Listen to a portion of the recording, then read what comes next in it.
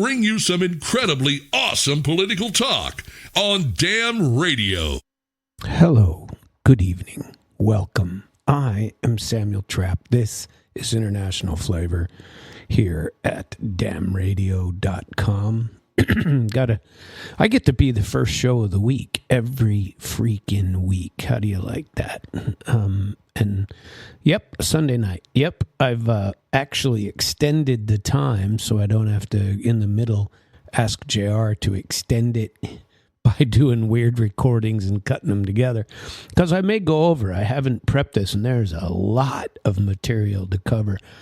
And before I get to my main topic tonight, which I've been paying quite a bit of attention to over the last few days. So about 4 or 5 days ago, I don't remember the exact day, but you know what? I want to say it was Wednesday. Might have been Tuesday.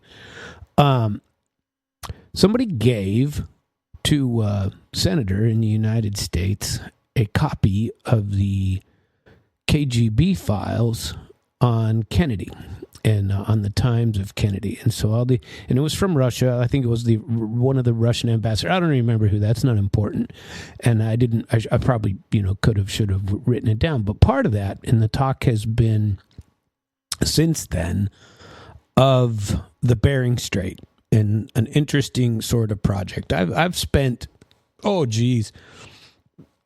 probably too much time going into it, and we're going to get pretty far into it tonight just because I like the topic. And it's interesting. Never, the history is always interesting to me, and I've got a lot of history to go through and a lot of ideas and a lot of talk on that end. If you feel like calling in tonight, you're certainly welcome to.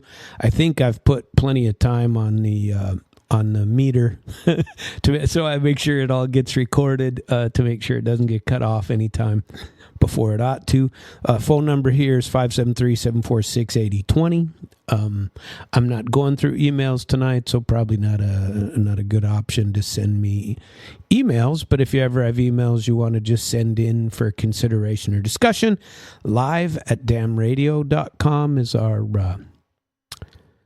on-air email, and mine is samuelt@internationalflavor.com. And before I get to the topic of the evening, I did want to talk a little bit about the embarrassing debacle and appearance of the old Z-Man, the Green Goblin, who's not so green anymore. He's taken to wearing black, and he even wore a shirt with a collar. And, maybe it's cold in D.C. I don't know. It looked like a pretty good day. He gave a press conference where he bumbled his way through. He talked in circles. It was he looked downtrodden, would probably be the best word I could describe for him the entire time when he got off the plane. And not a soul came to greet him. They say there were two low-level dignitaries from the American side. Certainly no red carpet from the Putin days. They didn't even bring over an unwashed version and roll it out for him. Nothing. And the people standing in line to greet him were his foreign minister, another representative, both of his pilots. And he came walking off the plane, shook the hands of the people that brought him and that flew with him. It was really an embarrassing spectacle for him. And I think that was a clear symbol that he was about to be humiliated. And there's been quite a few articles on that is not my topic tonight, but I wouldn't feel right not talking about it. I spent a lot of time last week talking about tomahawks and how I thought it was just foolish talk in the first place. And apparently, the old Trumpster believed me. Yeah, I'm sure he's listening to my show every night. And he believed me that it was foolish to do so. And he said, we don't have enough. Well, you don't have enough, number one. They're all in the Navy, number two. And where are you going to fire them from? You have no platforms, number three. And you bring out these ones with a trailer, they'd be destroyed. There's been quite a bit of talk this weekend about Russia bombarding another radar station and air defense system and taking them out. There's been massive gains in the last weekend. I think it has become clear since the old Trumpster talked to the Z-Man that, there was an article I read that said that he was beat up upon. The joint teleconference didn't go his way. He was subdued, in my opinion, not as normal. I'm going to get this. He went home completely empty-handed. And he got nothing. He was coming over here begging for tomahawks. And his press conference, I thought about playing it for you, but not tonight. Maybe some other time this week. But I say it's a humiliation. It looked like a humiliation for him, and it's got to look bad for his own people. And no high-level greeting of any kind. The White House itself portrayed the meeting as tense, unproductive for Kiev. Trump's "make a deal, stop where they are" line. He said, he put his own True Social post out there, called for a freeze along the current line so both parties can claim victory. That's bad news for Kiev, and it actually is frankly, I say we should have cut them off a long time ago, and it doesn't signal that we're going to be giving them any more stuff, and I hope that is the case. I don't know if you heard it, but the Tie-Gate scandal, Pete Hegseth shows up.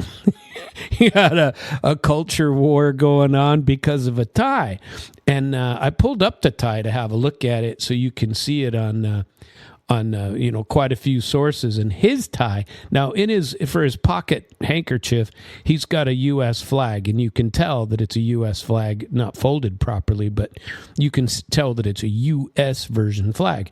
Now, you would think that putting on a red, white, and blue, that's just patriotism, but when he's in his tie, up at the very top, he's got a blue knot, and then guess what it shows? White, blue, red, white, blue, red. The Russian flag. And so there's been a lot of talk about this Hegseth, subliminal advertising that, we're behind Russia. I think that's nonsense. I think it was a bad fashion mistake on his part. He didn't pay attention. He just thought he was putting on a red, white, and blue tie. And it turned out that it just went in the right order from the very top under his tie. And it looks like Russian flag. And it's certainly caused a stir over the weekend, and people have been quizzing on this channel, or not this channel, but on this topic. It matches the Russian tricolor. Vance said, but it's America's colors, but everybody else is calling it mixed signals. I don't really care. But I'm more along the lines of those who think he probably just made a fashion faux pas to wear it like that. And tomahawks, they're not going anywhere. I think we talked a little bit about that on Thursday. Western media is saying that Trump was pushing Zelensky to accept Putin's terms or face destruction. AP says that Kiev asking for tomahawks and Trump saying no is a bad plan. Trump is, in the Russian side, they're all saying that Trump is urging a ceasefire where they are, but everybody is saying, well, fine, but they're getting out of the rest of Zaporizhia, not Kherson. They'll give up in Kherson and a couple other places, but they want all of the Donbass, all of Zaporizhia, and all of what's the one on the bottom? Kherson down on the bottom, and I think that needs to happen, and it, both sides could arguably say victory. Russia didn't kick our butts. If you're Ukraine, and Russia can say we win, and people quit dying. I think it's it's where it's going to be in reality anyway. And they'll be very lucky if they don't lose all the way up to the Dnieper River. And if they don't stop, and if Ukraine doesn't accept it now, they will lose Odessa and they will lose Nikolaeva. And that's all there is to it. The two southern portions, the Odessa port on the Black Sea, cut off Ukraine completely from the ocean, and they'd just be landlocked, and Russia would be connected to Transnistria, which is part of Moldova. And you know, wouldn't surprise me if that's where we want to go. But that is not our topic tonight. Our topic tonight has to do with where are we? Here it is. This when it came out. Okay, so last week somebody gave and they talked about it on the phone. Apparently, did Putin and Trump? They talked about the Bering Strait, and I don't know. I haven't decided what to call this show yet tonight for my deep dive, but I think I'm going to call it Bridges, Bears, and Bureaucrats: How the Bering Strait Tunnel Could Unite the World If the Paper Pushers Ever Allow It, is how I think I'm going to frame this here show. And I don't know. I'm quite interested in this topic. When it came out, I was like, hey, man, that is pretty fargan cool idea if they could ever pull it out. But instantly, a whole bunch of problems came up in my mind about them. And so I did some research on it. So basically, you know, you can feel it when a century is ready to turn the page. And I believe we're ready to turn the page. The air is thick with repetition. Speeches all sound like reruns. You hear the same line about deterrence, democracy, rules-based order. But the rules keep changing. The order keeps cracking. It's like the world has been stuck on one paragraph of history for the last 30 years. And everybody's afraid to read the next paragraph out loud. But sometimes an idea, a line on a map, shows up like a bookmark. And tonight, the bookmark runs across the very top of the world, across 51 miles of freezing salt water between a place called Cape Dezhnev in Russia's Chukotka region and Cape Prince of Wales in Alaska. It's the Bering Strait.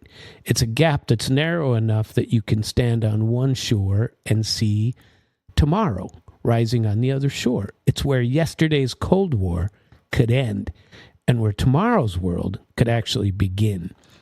Every empire that ever claimed to be modern has flirted with a dream, the same dream basically, a permanent link between continents, a bridge, a tunnel that proves that cooperation can outlast confrontation. For the Romans, it was aqueducts. For the British, it was telegraph cables. For the Americans, it was the moon. And for stubborn engineers, Russian, Chinese, American, and Japanese, it has always been a bridge of peace across the Bering Strait. I mean, think about it. 2 rails of steel vanishing under Arctic ice, a twin-bore tunnel humming with power lines, fiber optics, the first train in human history to leave Asia and arrive in America without touching a ship or a plane. 1,000 tons of freight moving at the speed, whatever you could do underground on rails. You could start a container in Shanghai and watch it unload in Chicago 10 days later, all by rail. But it's not science fiction, people. It's geometry. And but waiting for some permission for something to say that they could work together. But permission is expensive. It costs politics, not physics. And politics, as we've learned every year that I've been alive, is the slowest form of fear. Washington is afraid of dependence. Moscow's afraid of delay. Europe's afraid of being left out, and everybody pretends the ice is the obstacle. It's not. Ice melts, but fear doesn't. It sticks around forever, right? The irony is that the two sides of this strait have never been enemies in the way that the headlines always pretend. Inupiat and Chukchi families trace kinship across the water. They were able to walk that ages ago. You know that, right? Hunters from Little Diomede, I think that's how you say it, still wave to Russian cousins on Big Diomede. During the Cold War, they called it the ice curtain, but curtains can be drawn back. The distance between the islands is just 2 miles, 2.4, and it's less than the length of a New York subway line. People have walked it in winter when the sea is frozen. So if human feet can cross, what is stopping the will of humanity? But maybe that's why this idea keeps coming back. Every decade or two, every 50 years, it refuses to die. Engineers sketched it in 1958 when nuclear anxiety was at its peak. Soviet planners revived it in the 70s when détente was, starting to show its head. Putin's cabinet reviewed it in 2007 when energy prices made the dream look affordable. Now, here we are in the mid-2020s, and it's back again. Not as a utopia, but as a spreadsheet. The math works better than politics, of course, so who knows if we'll get it done. Because here's the uncomfortable truth. The world can afford to build this bridge a dozen times over. The same budget that we burn on missiles, sanctions, subsidies for endless rivalry could lay concrete from Dezhnev to Wales and still have money left for schools on both sides. The price of one modern war equals the price of one modern world. The only question is which we'd rather live in. When you listen to tonight's show, when you listen to me talking, remember, this isn't a conversation about architecture. As always with me, it's a conversation about attitudes. We talk about peace like it's, poetry, but really, peace is engineering, like I've talked to you about before. Peace is what's going on in the Asian countries between the former between Russia and India, between Russia and China, talking about going through Mongolia. I've covered a lot of these projects with you before. But these are the conversations we need to be talking about. Math, labor, torque, trust. Every tunnel ever built began as a fight with geology and ended as a lesson in humility. The Bering Strait just adds politics. So I remember when they were building or getting ready to build the tunnel from, and this is only 22 miles or whatever it is, 23. I don't remember the exact length, but I want to say 22 miles, 23. Underneath the English Channel between France and England. I was like, holy crap, I'm not sure I ever want to go in there. I want to, never have. And I really would like to, but I'm also one of those people that goes, if something's going to fall apart in there, it'll be while I'm in it. You know what I mean?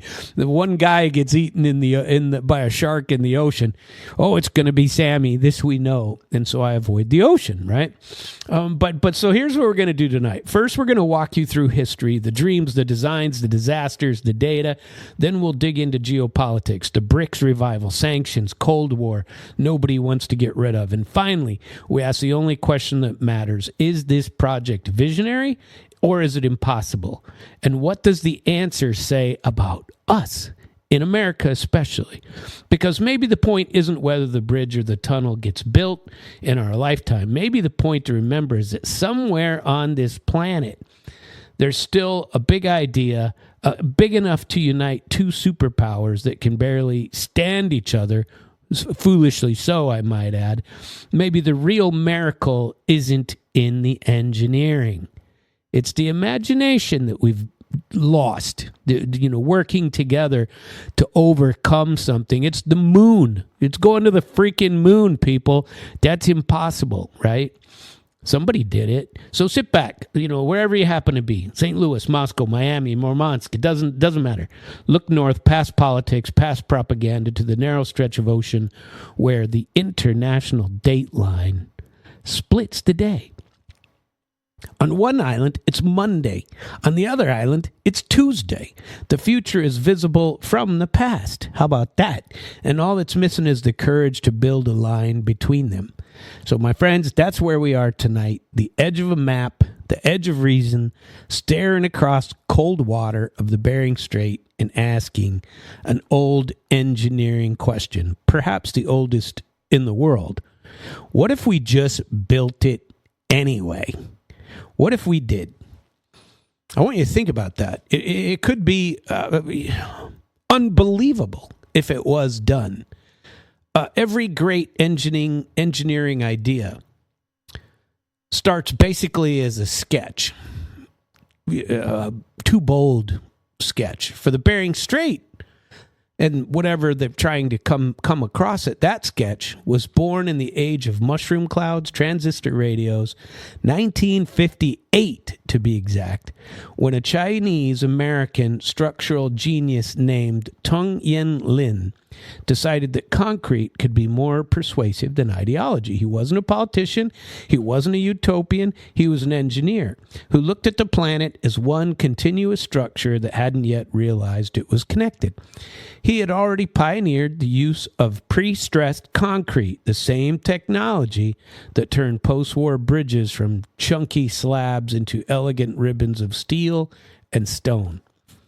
And now he wanted to apply that elegance to the ultimate divide, the icy channel between Russia and Alaska.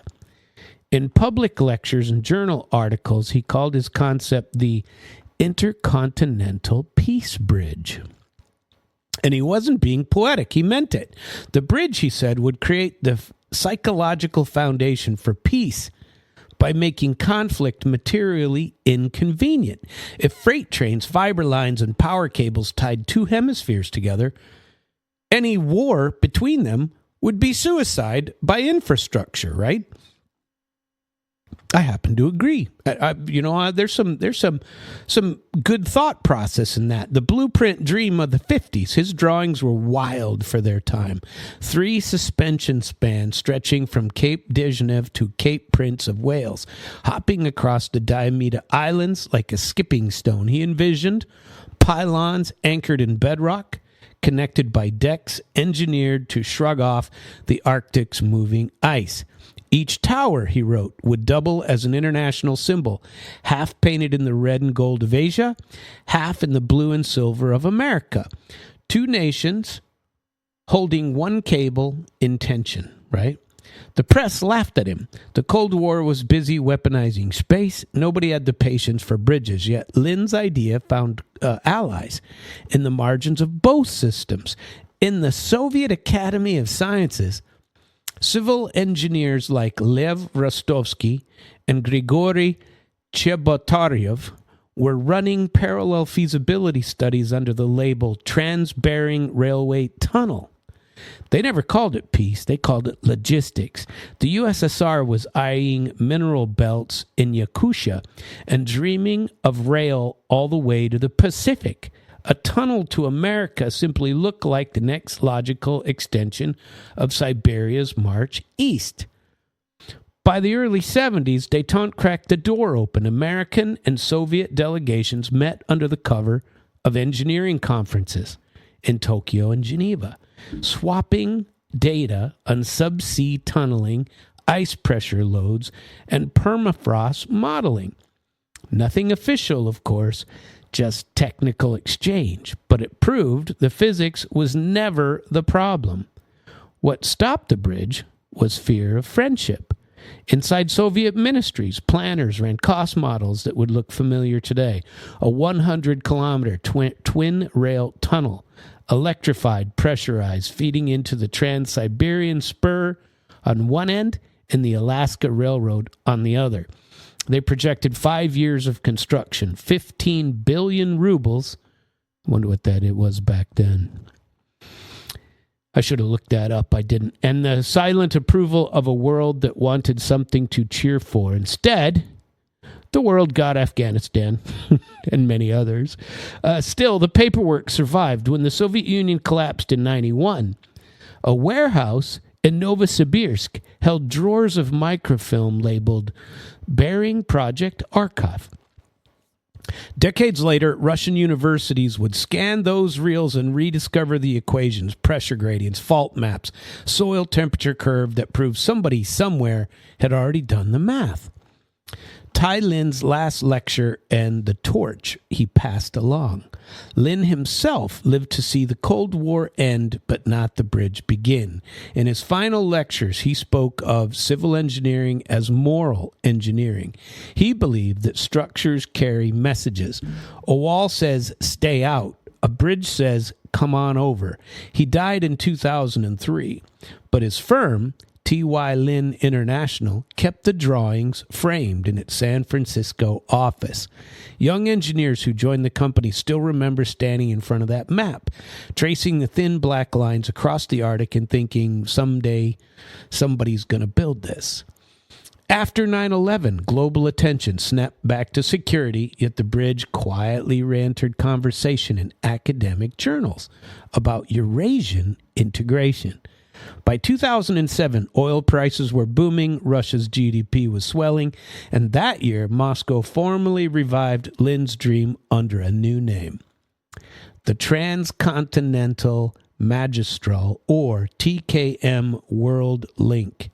It wasn't poetry anymore, it's policy.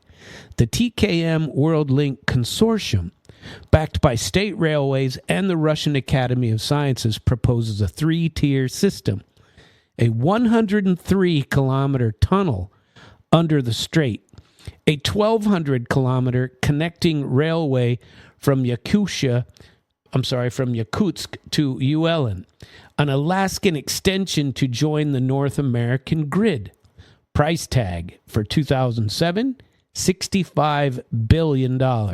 Payoff period, 20 to 25 years, assuming 100 million tons of freight per year and 40 gigawatts of power transmission capacity. The plan's audacious, but timing was terrible. 2008 financial crisis froze capital, and the idea was lost. So why does this idea keep coming back up? Because every time humanity rediscovers the limit of its sphere, it looks for a moment of hope. It looks for something. The Bering Strait link has become that, a monument. It's an engineering myth, yes, but a productive myth, one that keeps forcing governments to remember they could cooperate if they wanted to. And Putin reminded Trump about it the other day on the phone, is what everybody is saying. So each revival of these sorts of ideas, it comes with the same rhythm. Global tension peaks. A statement says, what if we built together instead of bombed each other? The press scoffs, the engineers shrug, and the dream goes back into hibernation until the next crisis shows up. But underneath those cycles, science keeps advancing. Tunnel boring machines double their speed. Composite steels handle Arctic stress. Remote robotics make under-ice construction nearly routine. What was madness in 1958 is seriously mechanically possible today. And there's also a symbolism that no algorithm could price. The bridge, whether it's physical or metaphorical, sits on the international date line, the invisible line where yesterday is tomorrow. Stand on Little Diomede and you're 21 hours behind Big Diomede, even though you can throw a snowball across it. It's the only place on Earth where you can see tomorrow. If that isn't the perfect setting for humanity's next chapter, what is?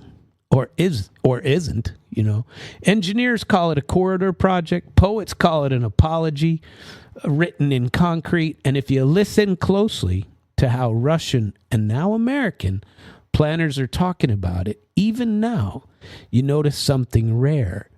Both sides are using the word peace without sarcasm, and that alone might be worth a blueprint. So that's where we begin, not in politics, but in pencils and where these lines are drawn. So let's talk about the geography and design reality. If you want to understand the magnitude, close your eyes and imagine flying over the top of the globe. The North Pacific fades into the frozen sea, and there, like a seam, is the Bering Strait. And it isn't vast like the Atlantic or the Pacific. It's narrow. It's 51 miles, 82 kilometers at its closest point. That's less than the distance between Washington and Baltimore or Moscow and Tula. In human terms, it's like next door. But geographically, it might as well be a light year. On the western side, you have Cape Dezhnev, the last jagged tooth of Russia's Chukotka Peninsula. On the eastern side, Cape Prince of Wales, the lonely fingertip of Alaska. Between them rise two specks of rock that hold more symbolism than size. Big Diomede, Russia, and Little Diomede, the United States, 2.4 miles apart. They straddle the international date line. That's where every serious feasibility drawing begins. The Diomedes aren't obstacles, they are gifts. They break the 51-mile gap into 3 manageable hops. Dezhnev to Big Diomede is 22 miles. Big to Little is 2.4, like I said before. And Little Diomedes to Wales is 26 miles. So it's, almost half, right? With those stepping stones, engineers can treat the crossing as a chain of smaller feats instead of one impossible leap. What about topography and the depth and the ice? Let's see. The bathymetry, the sea floor profile, is gentler than most people think. The average depth in the Central Strait is 40 to 55 meters with a maximum of about 60. That is shallower than the English Channel and far shallower than the tunnels under Japan's Tsugaru Strait. From an engineering standpoint, it's a bargain. Shorter bores, lower pressure, easier ventilation. The challenge isn't depth, it's motion. Every winter, the sea ice rises over with a flow that can reach 2 meters thick. They grind east and west under polar winds like slow saw blades. When spring arrives, they break apart and jam against the islands, producing enormous lateral loads, about 4,000 kilonewtons per pier in Soviet tests. That's enough to push a bridge pier sideways if it isn't armored with ice-breaking noses.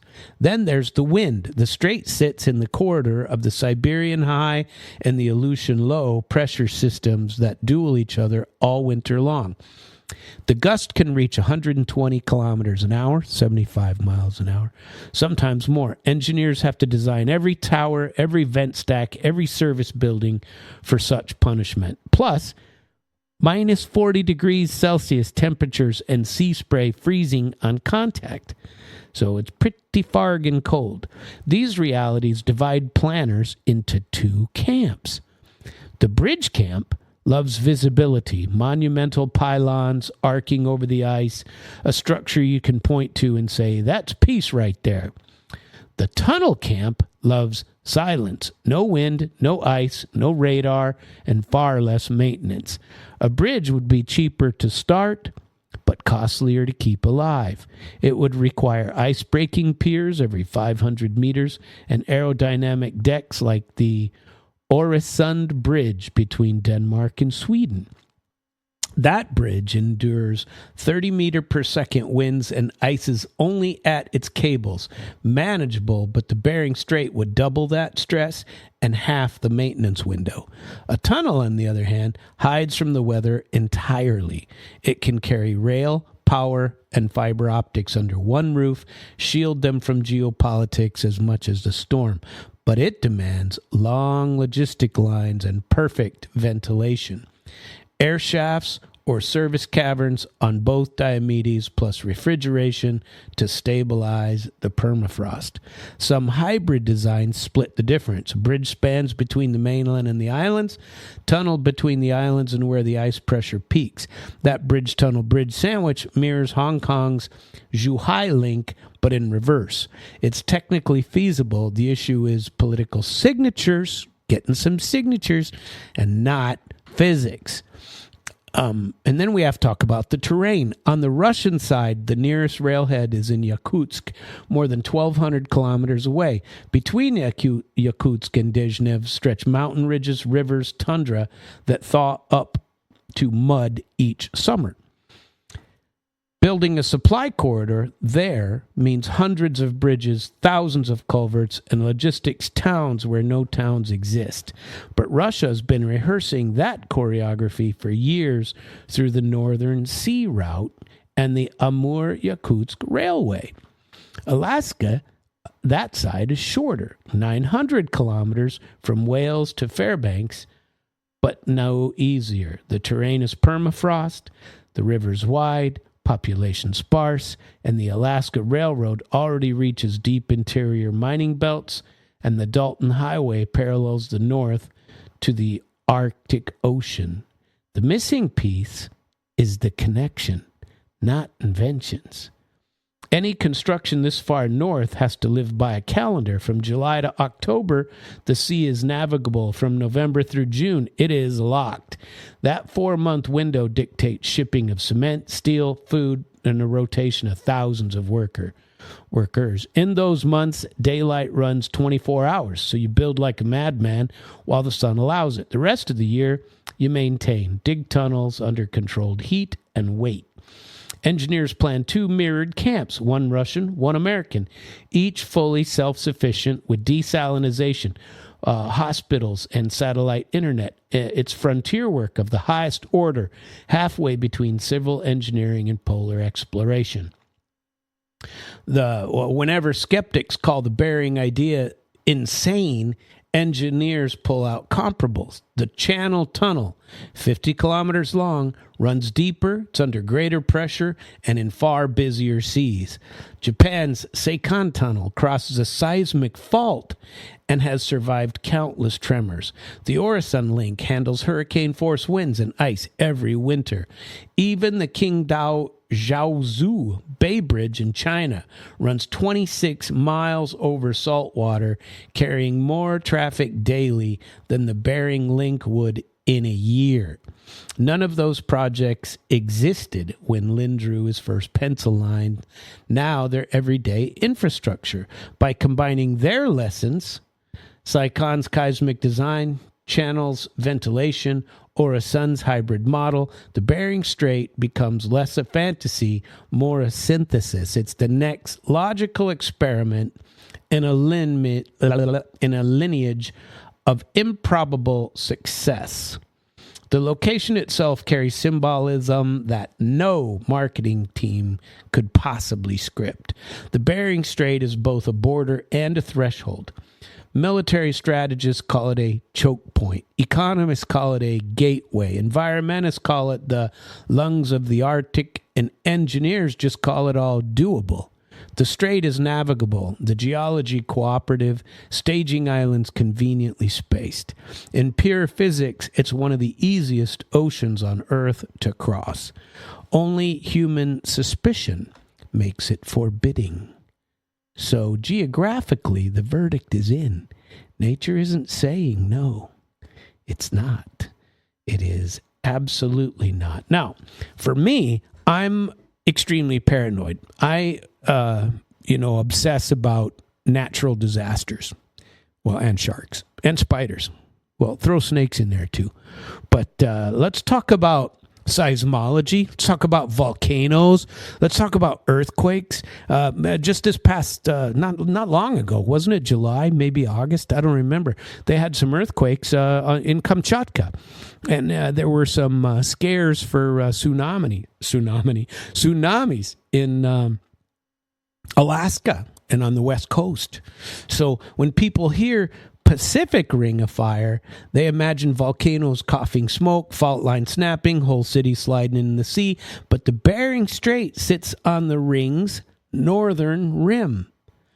A quieter hinge, not necessarily a cracking edge. That doesn't mean it's not scary, friends and neighbors, especially for me.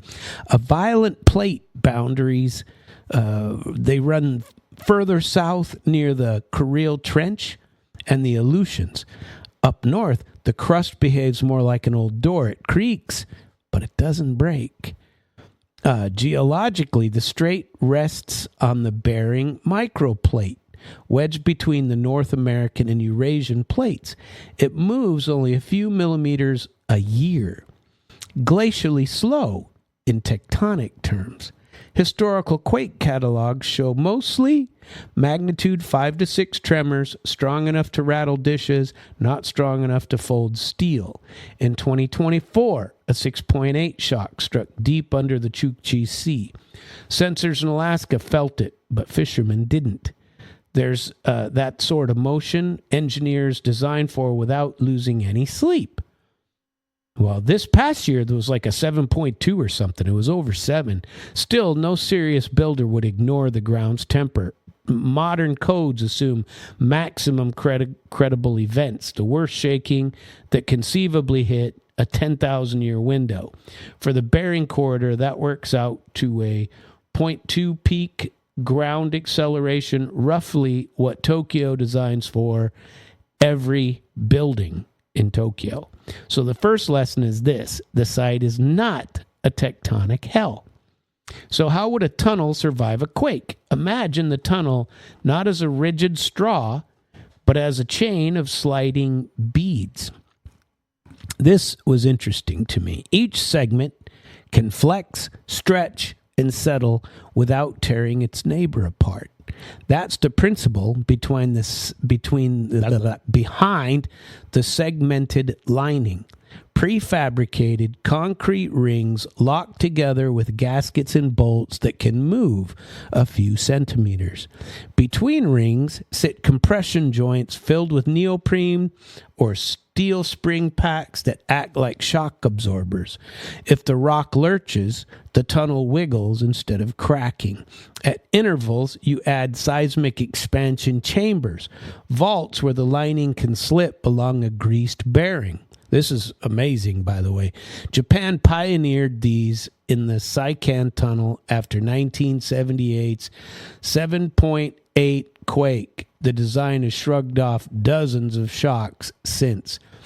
Russia's Baikal-Amur tunnel uses the same trick, adapted for permafrost. Sensors make the system smart. Fiber optic cables measure strain. Accelerometers map real-time deformation. Software triggers automatic shutdowns before human operators even feel a jolt. A future Bering tunnel would be wired like a seismograph, self-aware down to the centimeter.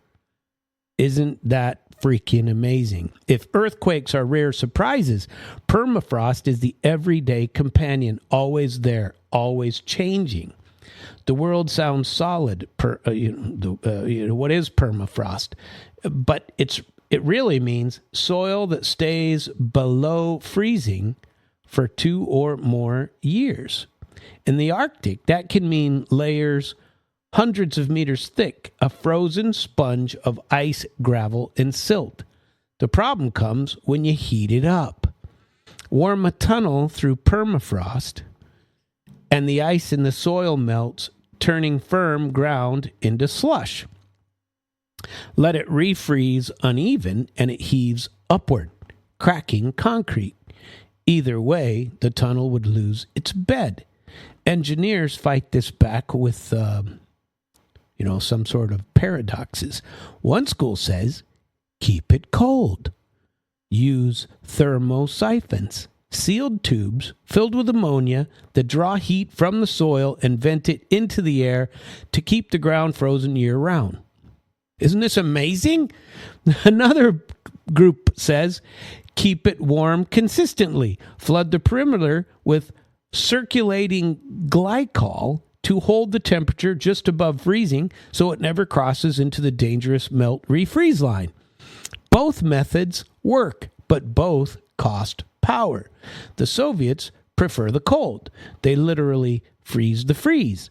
Modern Russian models propose cryogenic shells, rings of chilled brine circulating around the tunnel lining to lock the permafrost in place. In effect, you build the world's longest refrigerator under the sea. How about that? What about the thawing Arctic? Remember, all these global warming folks are telling you that the Arctic is thawing. Climate change makes the puzzle harder. Average Arctic ground temperatures have climbed nearly 2 degrees Celsius in 2 decades. That means permafrost zones are retreating north and softening at depth. A project that assumes stable ice could find itself digging through oatmeal by 2050. Hence the call for adaptive design, real-time thermal monitoring, and the ability to switch cooling as the planet warms. The irony is that global warming also extends the construction season. More ice-free shipping days, longer daylight window. It gives and it takes. The clock isn't geological anymore, it's political. Build sooner and you work with frozen, predictable ground. Wait 20 years and you're tunneling through the mud. So what's the conclusion they came up with on this? They both talked about it, but old concrete people hated the cold. Old concrete hates the cold. It cracks like glass. New blends don't mind the cold. Additives like silica fume and fly ash make high-density, low-permeability concrete that shrugs off freeze and thaw cycles. Reinforcing steel now comes in austenitic alloys that stay ductile at minus 60 degrees Celsius. Even the gaskets between rings would use cryogenic elastomers developed for liquid natural gas plants. Everything we once had to invent for space, we now use for ice. Ventilation and safety systems, too, have evolved quite a bit since Lynn's days. You don't push air with fans anymore, alone. You run piston ventilation, using the trains themselves as moving pumps. Emergency shafts on the Diomedes double as cold air intakes. If one bore floods, cross passages every 400 meters give crews a way out. That's not theory. That's how the channel and the cyc and tunnels already operate. How do the numbers stack up, you say? Geotechnical modeling by the Yakutsk University and American consultants converges on similar numbers.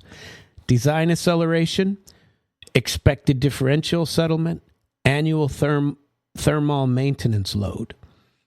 Add redundancy and you still come in under power draw of one small town, according to all their calculations. And in exchange, you get a century of service.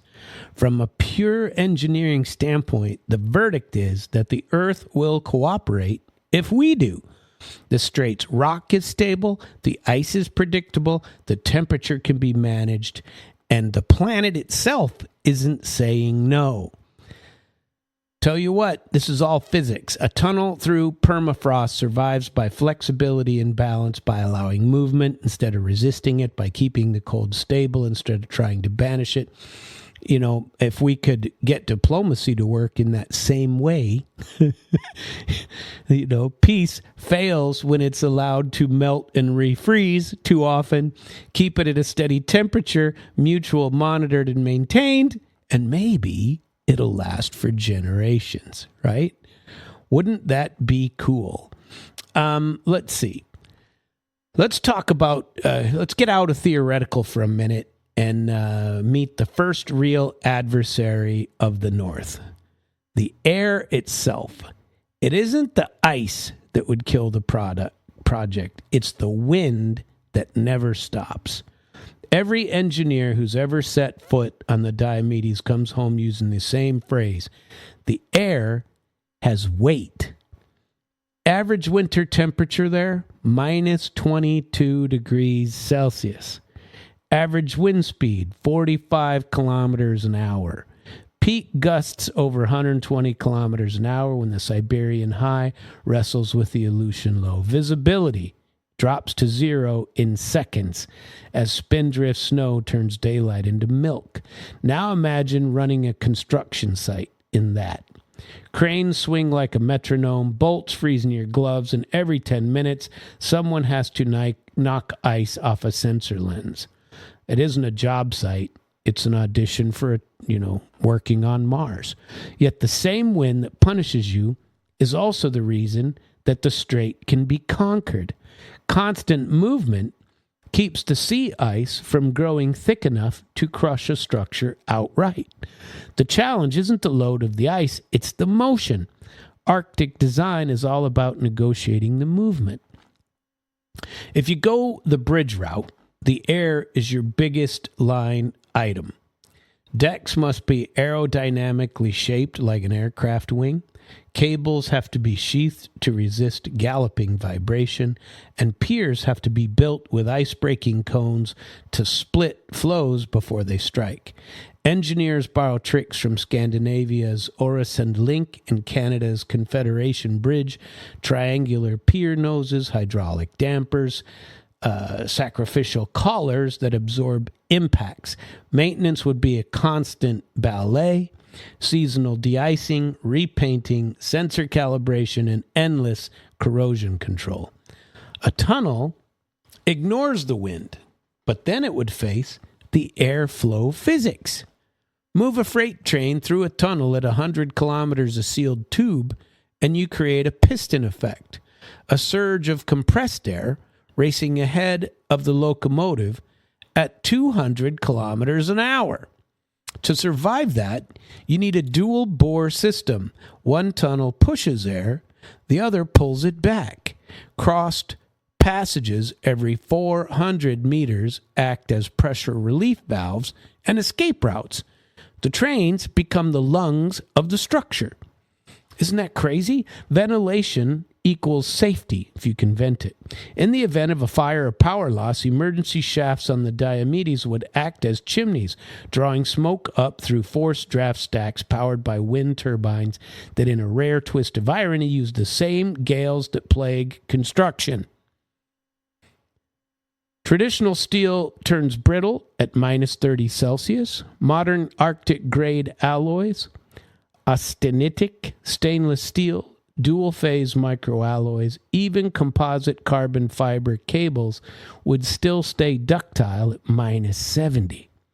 Concrete has undergone its own revolution. Add a silica fume and a fly ash, and you get dense, low-permeable matrix that shrugs off freeze and thaw.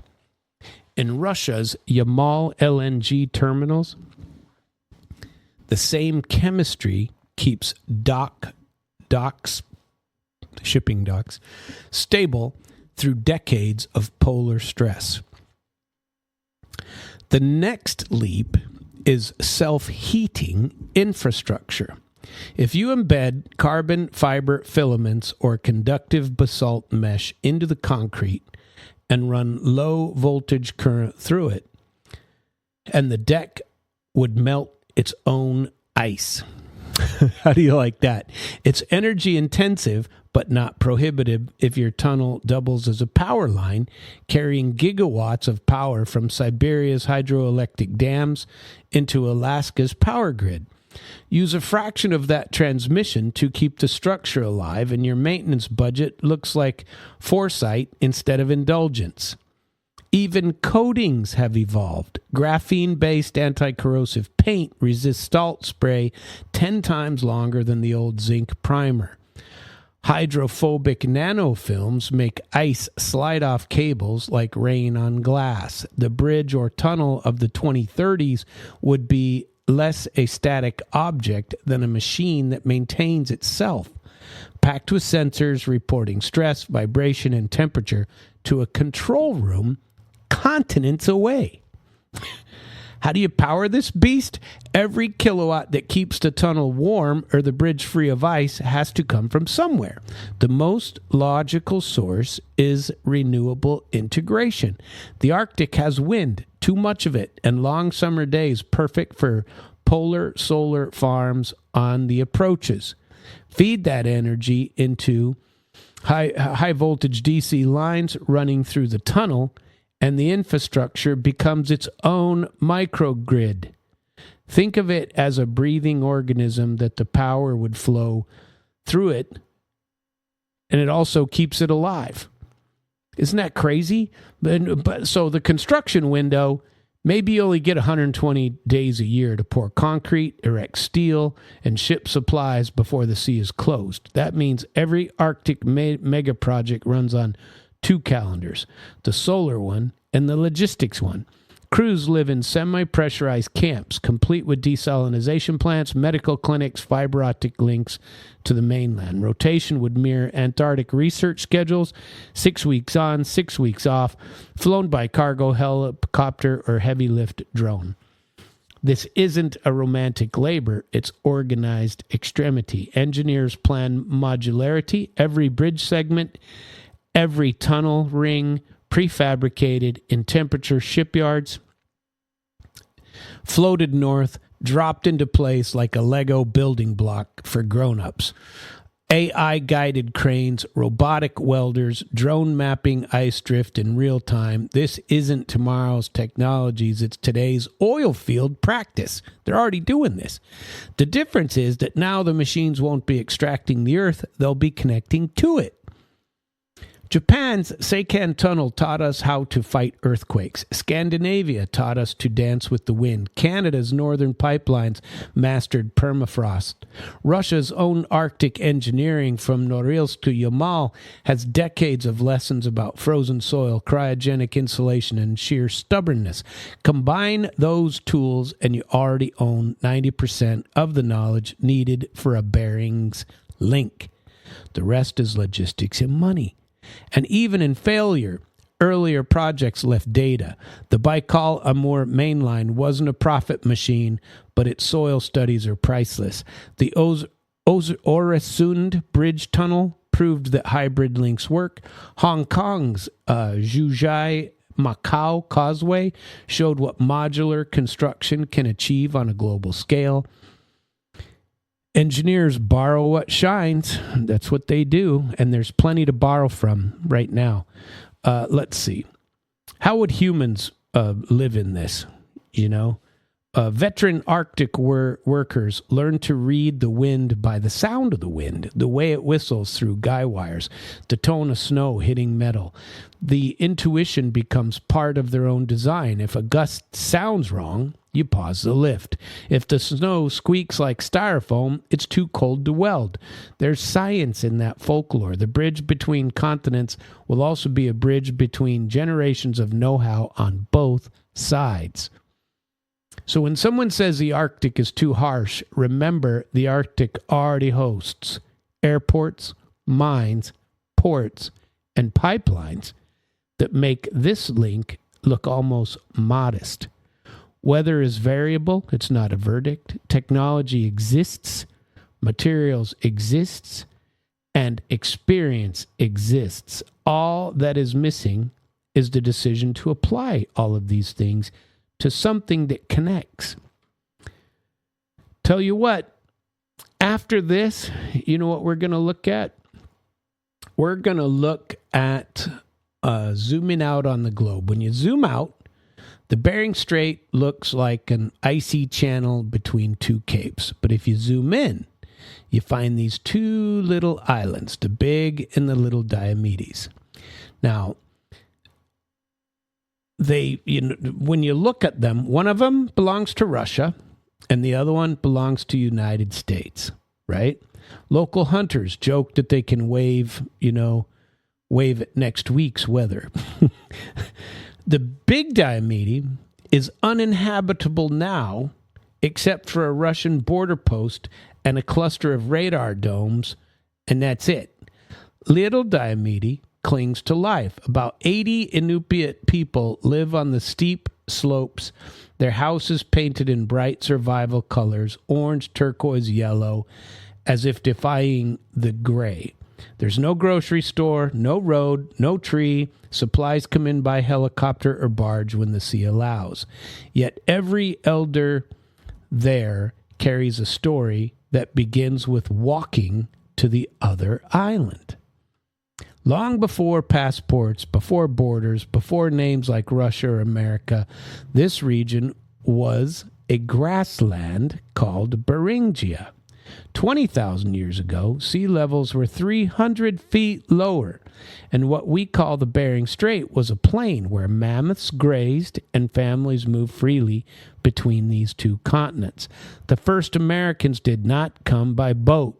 They just walked east and followed the reindeer. Archaeologists have found stone tools on both sides that match like puzzle pieces. So when engineers talk about building a new bridge, they're really talking about rebuilding an old bridge. That memory isn't abstract for the people of the Diomedes. It's a blood memory. The same surnames appear in Chukchi and Inupiat.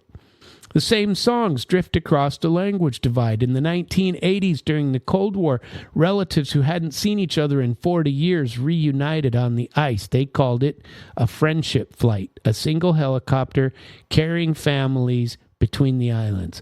When you understand that the Bering Bridge stops being a metaphor and becomes a homecoming. Life on the Little Diomede is a study in endurance. Children walk to a school that sits on a rock shelf barely above the tide line. The village's electricity comes from diesel barrels flown in each summer. When winter storms blow, the island disappears inside its own snow cloud for days. And yet the people smile when they talk about the view, whales migrating through the channel, the aurora painting the sky, the silent company of the big Diomede glowing on the horizon. They know the strait more intimately than any satellite. They can read the ice by the color, white for safe, gray for thin, blue for open, leads where seals breathe. They measure distance not in miles, but in the number of heartbeats it takes to reach the next flow. That knowledge, practical, ancestral, and irreplaceable, is the best feasibility study ever written. When planners talk about a bridge or a tunnel, they also talk about the risk to the ecosystem.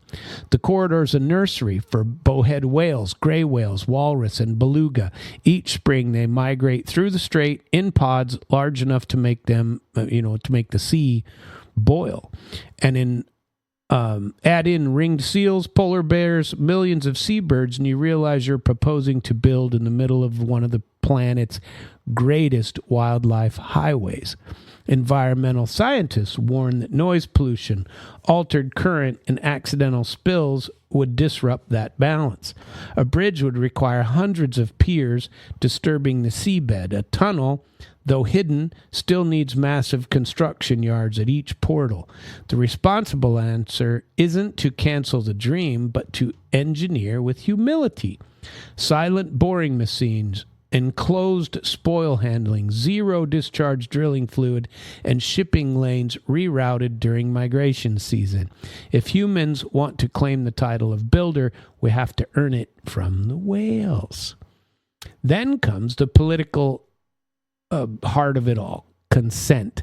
The people of the Bering Strait region have seen every kind of outsider, missionary, miner, military, biologist, and they all promised progress. Real partnership means equity, not slogans. If this project ever moves beyond talk, it must include shares, jobs, and veto power for communities that live here. No public hearing in Anchorage will substitute for a council meeting on Little Diomede. Imagine the symbolism of the first official document of the Bering Link carrying signatures in both English and Inupiaq, both Cyrillic and Chukchi. That would be a precedent the world hasn't seen since the Panama Canal. A mega project that starts with engineering and not just on a civil level, but on a moral level. So the bridge already does exist in spirit, some say. When Russian and American scientists cooperate on Arctic research, when indigenous students from Nome study in Anadar, when shipping pilots share ice data across the border, what is the bridge? That's the bridge. It's invisible, but working. Concrete would simply make the bridge visible. The Diomedes sit at the center of that invisible network. Every satellite image, every political cartoon, every visionary drawing shows those two rocks as stepping stones between two worlds. Even the skeptics use them as reference points. They're the heartbeat of the entire story. So it's easy to drown in billions and in kilometers. The human scale, it's hard to imagine. Picture a grandmother on Little Diomede watching a freight train emerge from the fog one day, not with fear, but with recognition, the same path her ancestors walked. Picture a Russian worker and an Alaskan engineer sharing coffee at the midpoint service cavern under the strait, hearing whale songs. Those are the images that keep this project alive through decades of political winter. Because if the bridge doesn't serve the people who already live there, it doesn't serve anyone.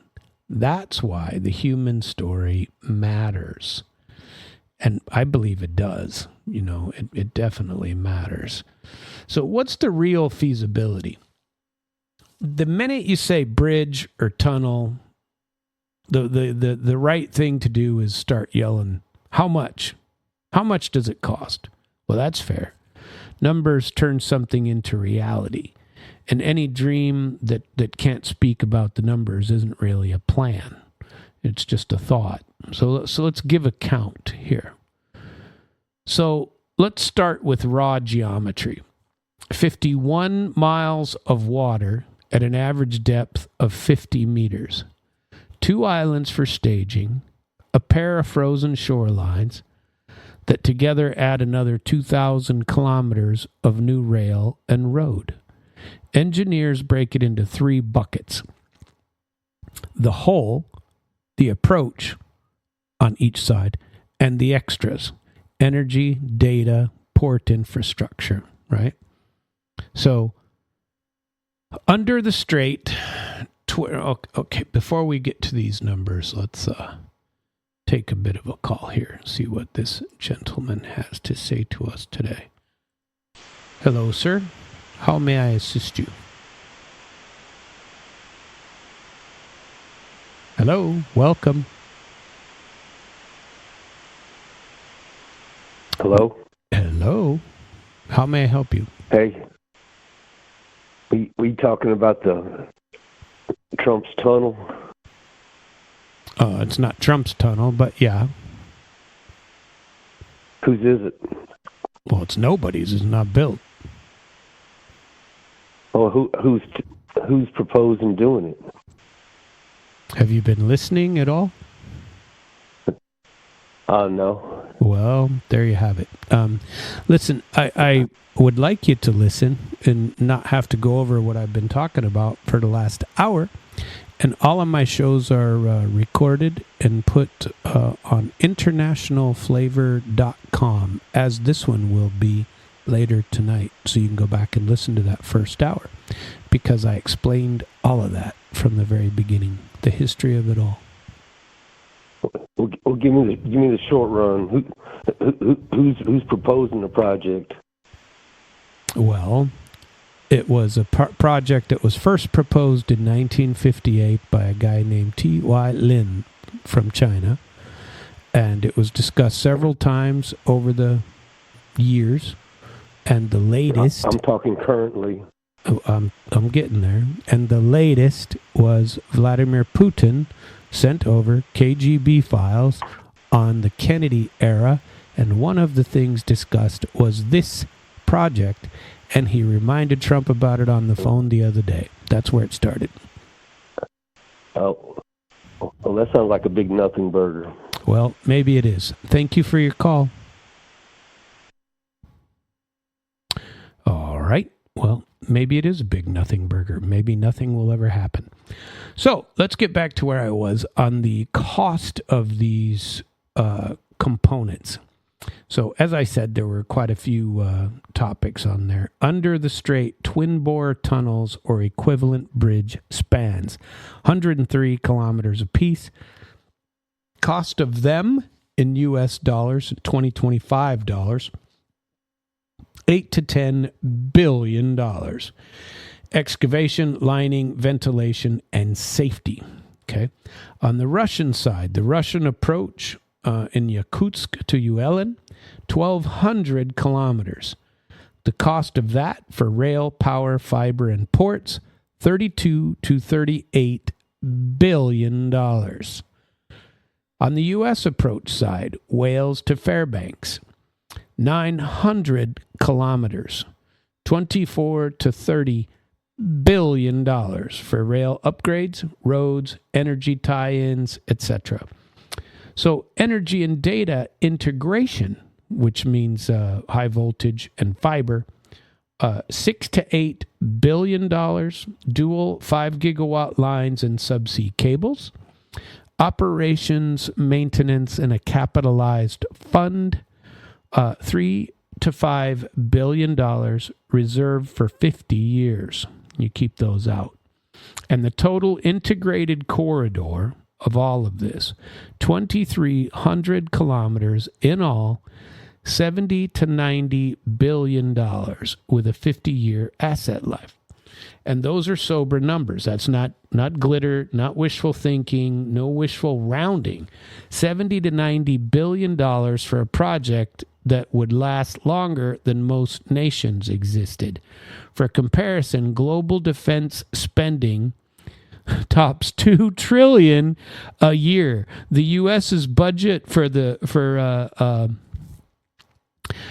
Pentagon this year is over $1 trillion. Remember, the tunnel could be built 20 times over for what the world spends, and 10 times over for what the U.S. spends. Right. So what's the capital cost? The undersea section, the glamorous hole everybody pictures, is actually the smallest slice. Excavation costs about $90 million per kilometer, roughly on par with Japan's Sanction tunnel adjustment for inflation. Financial iceberg sits above the water. The feeder railways, bridges, electrical substations, and living infrastructure for the workforce. Operating cost of maintenance on the Arctic tunnel or bridges is roughly 2% of the capital per year, about $1.5 billion a year. And that's a rounding error in the budget of nations involved. A single week of oil and gas export revenue would pay for the annual upkeep. Return streams. Unlike other mega projects, the Bering Link would carry goods, electrons of power, and information from day one. Revenue would be a freight rail. Even modest traffic of 20 million tons a year would yield 1 to 2 billion gross annually. Power transfers. 2 5 gigawatt lines at 5 cents a kilowatt result in 400 million a year. Fiber optic bandwidth, with each pair of fibers leased at 100,000 per mile per year, produces hundreds of millions of dollars in steady revenue. Port and logistics concessions, shipyards, warehouses, customs facilities.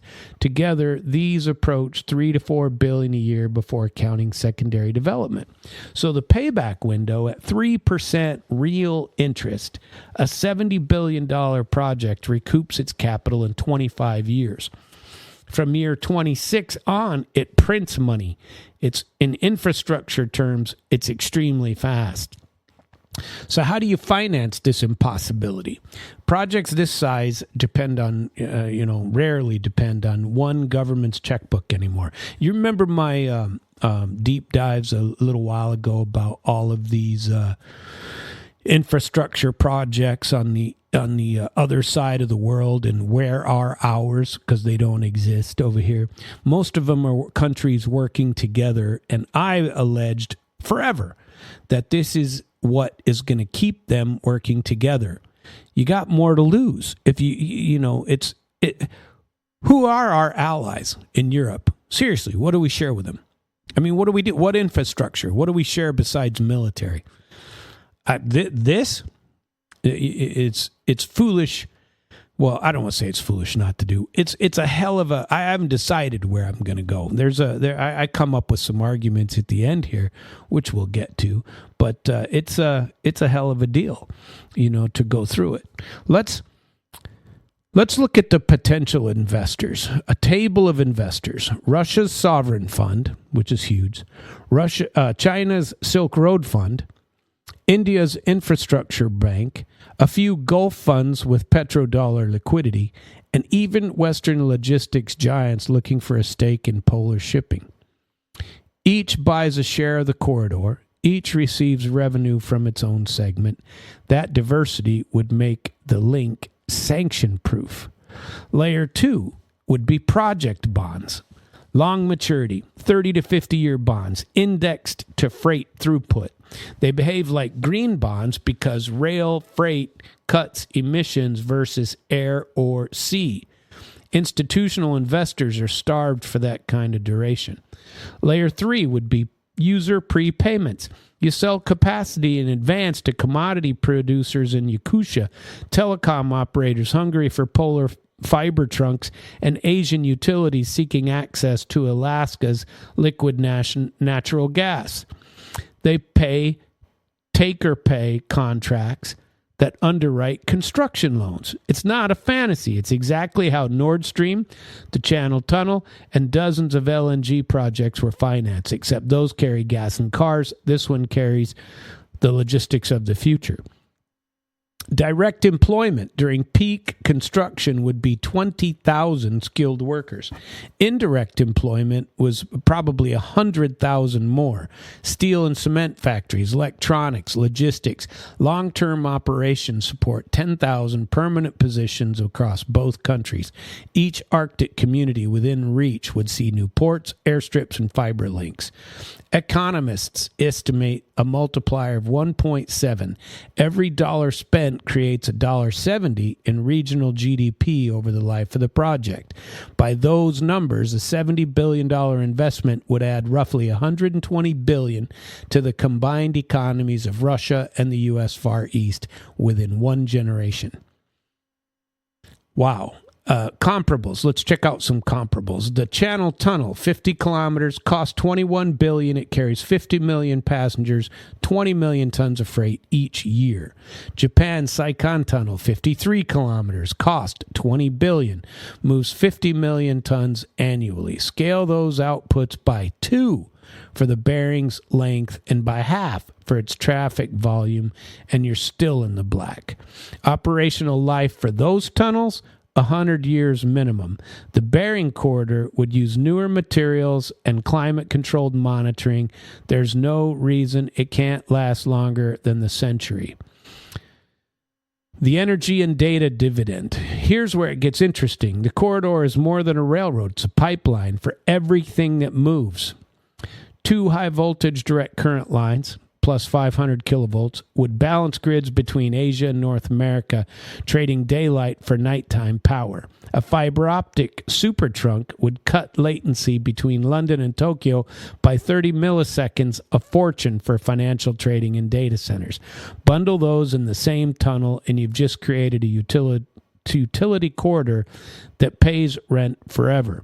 The world is hungry for redundant data routes that bypass crowded Atlantic and Pacific backbones. The Arctic cable market alone is expected to hit $40 billion by 2030. A Bering trunk would own that niche all on its own. Critics see costs, supporters see savings.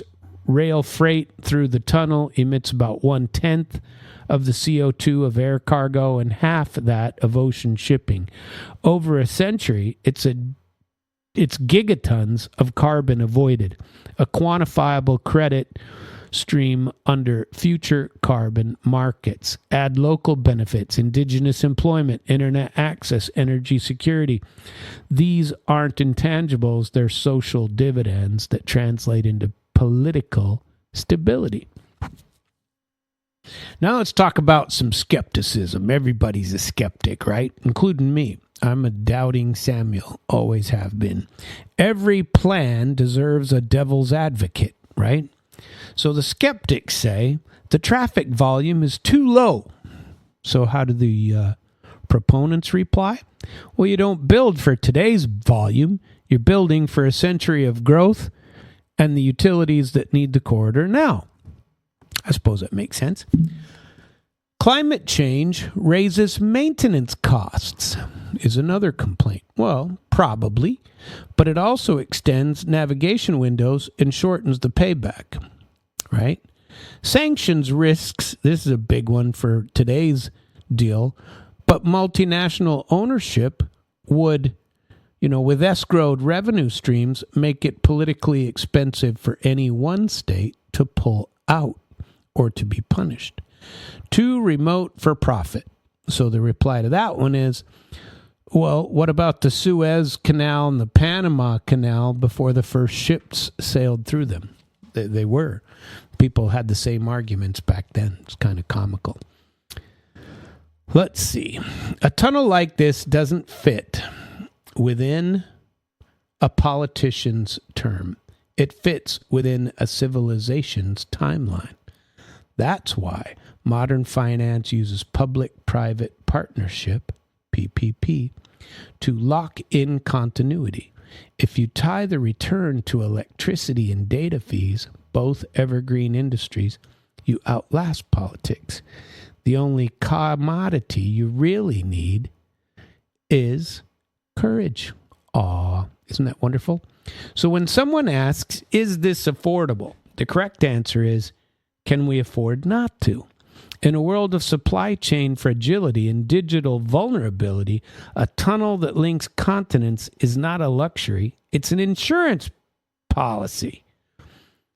I don't know. I think the numbers don't mock this dream. They justify it. So I suppose the next question would be what? Why? Why would we want to do this? Why the idea won't die? As Jim was asking earlier, who came up with this and why? Why the idea won't die?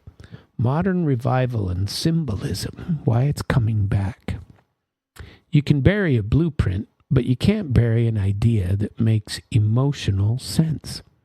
Every generation rediscovers the Bering link because, deep down, it scratches a hell of an itch that the world has. The need for proof that cooperation can outbuild conflict. From my point of view, I want people to think differently. I'm so tired of this nonsense where we create false enemies, create enemies that do not exist. And how can we overcome that? Create a friendship circle, for God's sake. Create a project that you work together. Why not? Here, let's look at the resurrection pattern of this project. 1958, T.Y. Lin sketches the Intercontinental Peace Bridge. 1971, Soviet planners folded in their 10-year economic forecast. 2007, Russian Academy of Sciences announced the TKM World Link. 2011, Putin calls it a project for the generations. 2018, Beijing adds a polar Silk Road line through the same coordinates. 2024 and 25, Kirill Dmitriev and the Russian Direct Investment Fund rename it the Putin-Trump Tunnel and start talking financing rather than fantasy. It's like a heartbeat on a seismograph, never flat for long. The idea goes dormant when the world's afraid, flares back up when people are overcoming their fear, however momentarily. The 1990s were too poor for the Russians for dreams, but they left one priceless resource, the data. The Soviet geologists, like I told you before, had already bored test holes and mapped permafrost layers. American Arctic scientists digitized those maps after 1991. Suddenly, both sides had the same information, and information is the first bridge. By the mid-2000s, oil prices had filled Russia's money coffers. Moscow's in the mood for mega projects. They've participated in quite a few of them already. The TKM World Link returned not as a metaphor, but as a ministry file. Feasibility teams modeled freight scenarios, energy interchange, fiber connectivity. They even drafted customs regulations for a through corridor from London to New York via Moscow, Yakutsk, and Fairbanks. When the Crimea 2014 triggered sanctions, the plan went back on ice, but ice thaws. In an era where the world's supply chains hinge on a few vulnerable choke points, the Arctic looks like freedom. Just does. No pirates, no straits to close, no canals to seize. A Bering corridor would be a third option beyond the Suez or Panama, a rail plus tunnel system immune to naval blockades. That's why China's Belt and Roads Initiative added its Polar Silk Road branch in 2018. It links northern Russia, Scandinavia, and Alaska into a loop of ice season trade. For Beijing, it's logistics. For Moscow, legitimacy. For Washington, a headache that could become a handshake if handled wisely. Enter the Putin-Trump tunnel. Then came the soundbite heard around the Arctic, the Putin-Trump tunnel this past week. Kirill Dmitriev, who's a Kremlin spokesperson, framed it as a peace project cheaper than a war. And he's not joking. $8 billion for the whole, $70 for the spine, numbers that make every weapons contract look just obscene. Trump called it interesting, which in diplomatic code is a green light, faintly glowing under layers of plausible deniability. Western outlets laugh. Russian and Asian investors are taking notes. Even Gulf sovereign funds have asked for the briefings. They know infrastructure returns compound longer than sanctions last. I've talked about that for months now. Why is Washington hesitating, we ask? The U.S. State Department says nothing because saying yes invites Congress and saying no would admit fear. The Pentagon classes it as dual use, meaning the tunnel could carry troops too, or fiber. Never mind, the fiber already ties every continent together. What really unnerves planners is dependence, the idea that power or data could flow east to west without a switch in Silicon Valley or at Langley. But independence cuts both ways. An intercontinental link would make Russia equally hostage to uptime. Sabotage would cut both sides. That's mutual deterrence through shared infrastructure. The same logic that keeps the lights on between France and Germany today. What makes the current revival different is who's talking about it. It's not engineers and politicians, not only. It's markets. Logistics and conglomerates want Arctic rail rights. Tech companies want redundant data paths to Asia. Energy traders see arbitrage in cross-polar power exchanges. Every sector that once profited from division now sees profits in connection. In that sense, the bridge has already begun. Those spreadsheets, are what you see rather than blueprints so far. Every time this story resurfaces, artists, filmmakers, songwriters, and Samuel Trapps of the world latch onto it. It's like a cinema. Two continents shake hands under the aurora, right?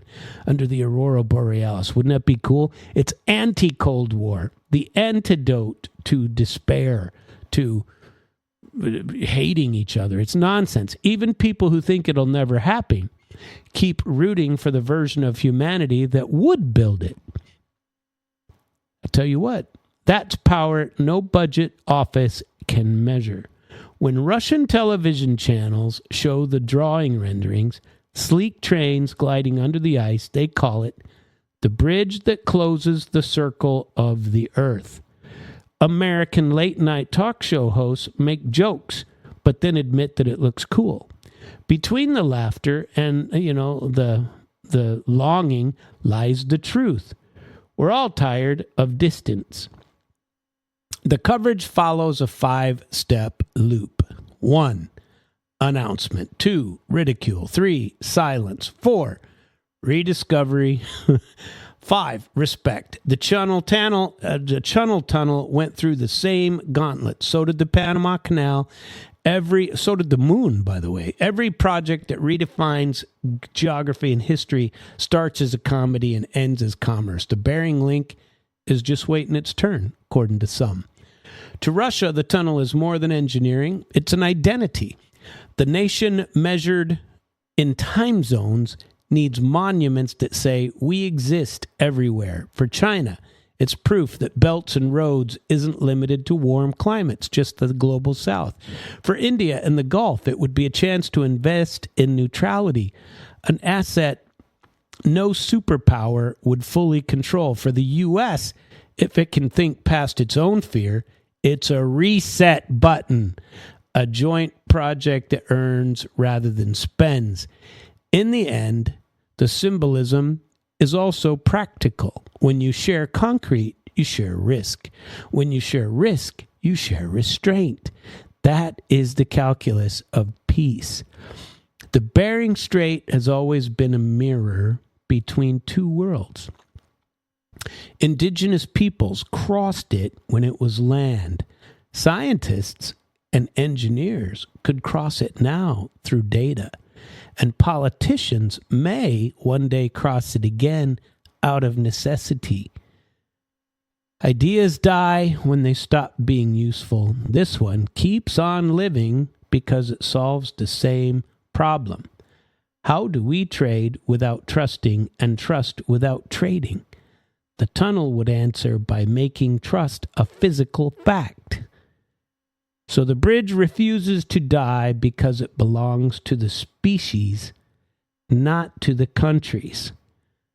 So here we are, at the end of this map, staring across a stretch of water that is separated, not just by continents, but by mindsets. For quite some time now, on this show, we have added up the math, we've drilled through the geology, we've followed the money, we've listened to the wind, we've talked about animals, we've talked about lots of things that come up because of this project. And frankly, a week ago, I didn't know anything about it. And I've done quite a bit of listening. There were at least 13, 14 versions of this. I went back and I was checking on YouTube, and there were, oh my goodness, if I pulled them up, there were at least 15, 16 half-hour videos on them. I selected 4 or 5 of them. There were a couple there was one that was like an hour and a half. You can go out, you don't have to listen to me on this, but I listened to quite a few of them before I came up with all this stuff. I researched it, and then I went back and I read, and I went on and those were just on the American side. There were 13 or 14 English only. Then I went and found some in Russian. Equally cool, equally involved. And then I put them all together in a bit of a script, when I went through. I tell you what, there's quite a bit of information out on this, and it was only 1 week ago that I didn't know anything about. I wondered, about it. Thought it would be kind of a cool idea.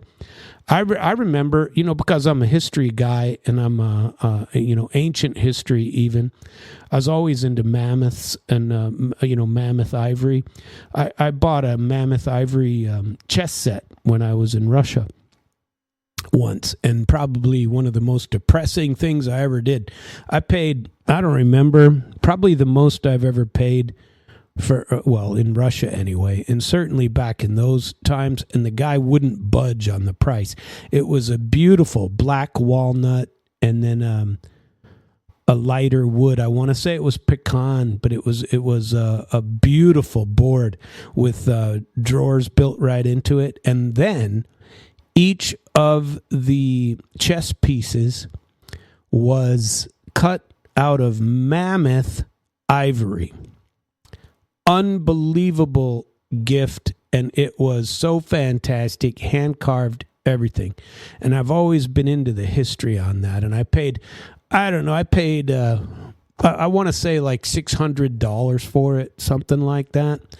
And I was bringing it back, and there was a lot of questions when I left, and I've told stories before of when I was leaving Russia and had my diplomatic passport back in the 90s, and every time I went, I would buy some other things, and probably I lost some art pieces, I lost some paintings that they would seize from me while leaving the country. And they had this law back then that said, look, you're stealing our national history, whether you paid for it or not. And they would confiscate it right there and take it. And you really couldn't do anything about it. And the American government said, sorry, that's your own risk, dummy. You shouldn't have paid for that.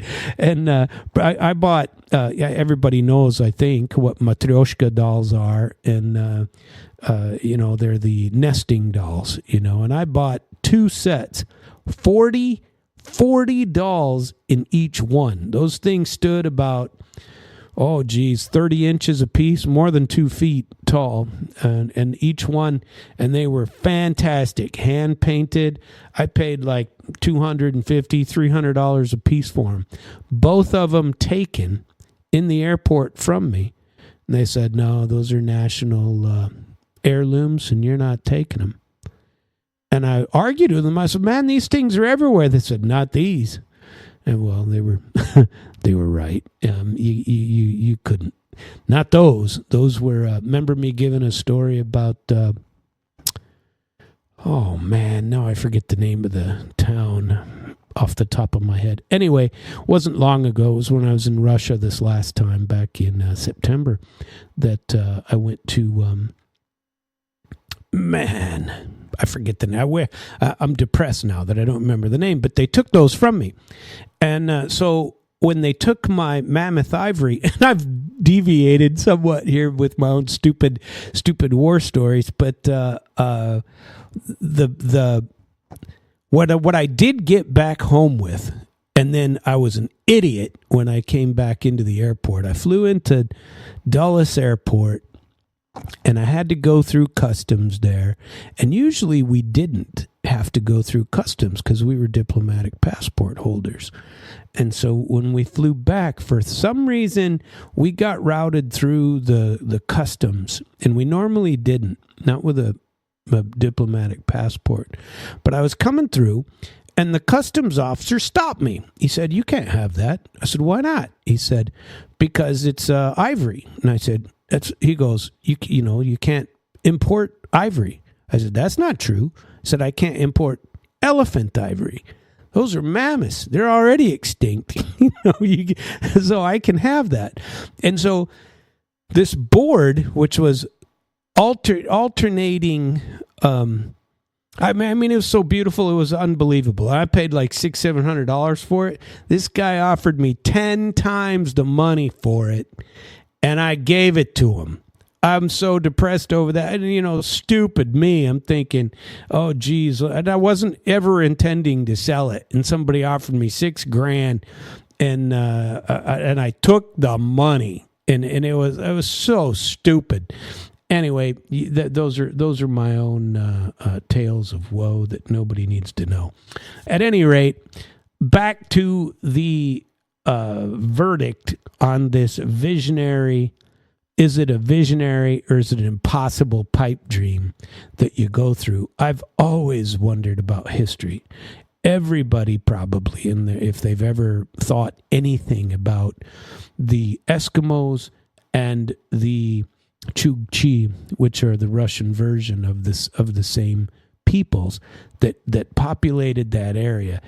everybody has thought about, and they may have been the precursors to all American Indians, in truth, that they came from there, and some came from the south to the north, but who knows how that all happened, whether it was. But certainly across that small stretch of land, which they used to come across back however many years ago, that history exists, and I've always been intrigued by trying to put that back together, as it were. And I've always thought that it would be really, but then you think, oh, geez, that's impossible. You wouldn't. But then you see some of the stuff they're building in China, stuff they built in Japan, stuff that Russia's done in the Arctic Circle, and all of this is just, it becomes possible. And that is why I have done the looking into this tonight. Is it impossible? Here we are, staring across water, 2 hours, hour and a half so far. We've talked about math, drilled through geology, followed money. When critics say it's impossible, they probably don't mean that the rock won't hold or the ice will crush the piers. What they mean is we don't have the courage yet to cooperate. Impossible is political shorthand for too many large egos in the room. Physics already says yes. According to everything that I've researched, this is possible. And the only veto left would be fear. If a structure can be drawn, costed out, and built with existing technology and machines, it isn't impossible. It's just inconvenient to those who profit from war and division. That's why I don't fear impossibility, because it's not impossible. I fear inertia. Empires do not collapse from lack of money. They collapse from the lack of imagination. This project is visionary. It doesn't just connect places, it connects eras. The Bering Link ties 3 timelines all at once. The past, when humans first crossed to Beringia barefoot under the aurora. The present, when data and energy already make the crossing invisibly through satellites and cables. And the future, when the first train carries both continents' initials on its side. It's visionary because it redefines units of civilization. It says a continent is not where your passport ends, but where infrastructure begins, as I've said repeatedly. War scale is easy, peace rarely is. The genius of this entire project is that it scales peace the same way that we scale everything else. Concrete, kilowatt, codes. Every bolt laid under the strait would physically reduce incentive for more conflict. Imagine trying to wage a proxy war with your fiber optic cable. Suddenly, cooperation is maintenance. Peace stops being an aspiration and becomes an asset that you need to protect. I don't know. I would sure love to see, and I'd love to get back to the Zelensky thing, but I really like this topic. Let's look at one more time what the supposed deal breakers would be from my point of view.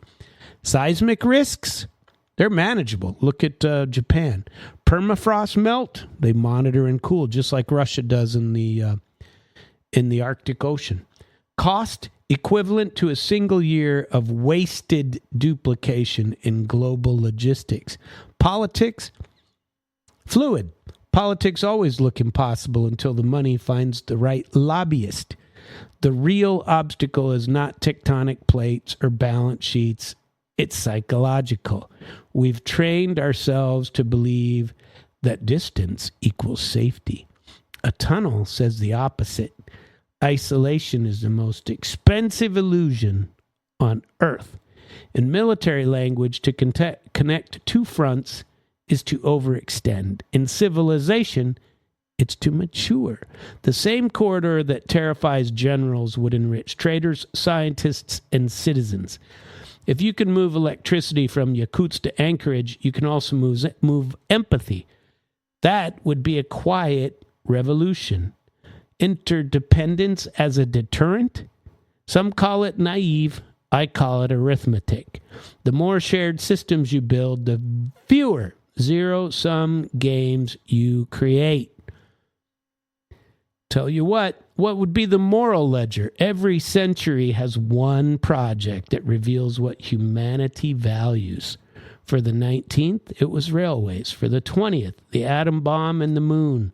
For the 21st, it could be the Trump-Putin or Putin-Trump tunnel of peace under the Arctic Sea. We could choose that as a monument to the future instead of yet another weapons platform. If civilization is judged by what it connects rather than by what it conquers, this would be the finest argument for survival. Economists like to discount the future, to say that $1 tomorrow is worth less than $1 today. Visionaries invert that logic. They know that a world capable of cooperation tomorrow makes every dollar today worth more. Build the link, and you don't just move cargo, you move risk off the balance sheet of history. You create a redundancy in energy, trade, and data, the three arteries of the modern world. And remember this, infrastructure makes war harder. It's the infrastructure that pays twice, once in revenue, once in restraint. And how could you not approve? The planet itself doesn't object. The seabed is shallow, the rock is strong, the climate is hard but predictable. The earth is ready. It's saying, here I've left a gap small enough for you to cross if you can learn to trust each other. It's moral geography lesson disguised as engineering. Nature has already drawn the blueprint. It's humanity that keeps erasing the same blueprint. Projects like this don't belong on a quarterly report.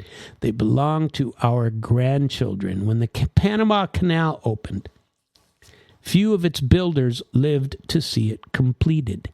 When the Sanction Tunnel opened, engineers who conceived it were names on plaques. The Bering Link would be the same. It's a relay race of endurance. One generation to start, one to continue it, one to walk across it and say they did it. That's a definition of visionary. Invest in applause that you'll never hear. But if we choose not to build it, somebody finally will. China's Polar Silk Road is already funding Arctic ports. China's not in the Arctic, but they're funding its ports. Russia's Northern Sea Route is extending railheads toward Dezhnev. At some point, the question flips. Not will we build it, but who will build it and get the naming rights when it's done. History never waits for consensus. It rewards whoever pours the first footing. You want to hear my verdict? I think you may have heard it in the last half an hour or so. My verdict, stated plainly, is this visionary? Absolutely. It forces the species to behave like the planet it lives on. Connected. Is it impossible? Nope. Every technical barrier has a manual. Every financial barrier has an incentive. The only impossibility is finding courage. Where are you going to get that? Certainly not in our government. If we can afford fear at $2 trillion a year, $1 trillion all America, we can afford faith at $70 billion once. I'd be willing to sign up for that. Maybe the real bridge isn't steel or stone. Maybe it's in the conversation we're having tonight, one that dares to imagine connections. Maybe the Bering Link is a mirror we hold up to ourselves to see whether we are still capable of bigger thoughts. If we look across the frozen channel and say yes, then everything else, the concrete, the cables, and the politics, will follow. Because the shortest path between two continents is not a missile arc. It's a handshake cast in concrete, running under the Arctic Sea, and the cheapest ceasefire on Earth might just be the one that charges a toll. So here's to the builders, the dreamers, and the pragmatists with frozen eyelashes who one day might stand on the Diomedes listening to the hum of a train passing beneath their feet and know that the future finally showed up. It didn't fly. It didn't sail. It connected. And that is what it did. I tell you what, I liked the history of this. And let's go back to Putin's Far East doctrine for just a second. The caller not so long ago was talking about Putin and or wanted to know if it was, who had suggested this. Putin has had a Far East doctrine for a little while. He's been in charge for some 20 years, and by the time 21, 22, and by the time he's done, it'll be 25. So here's the part that Western coverage misses. The Bering Project was never a standalone stunt. It's part of an older, broader plan. Putin's Far East doctrine, a strategy that sees infrastructure not as development, as sovereignty.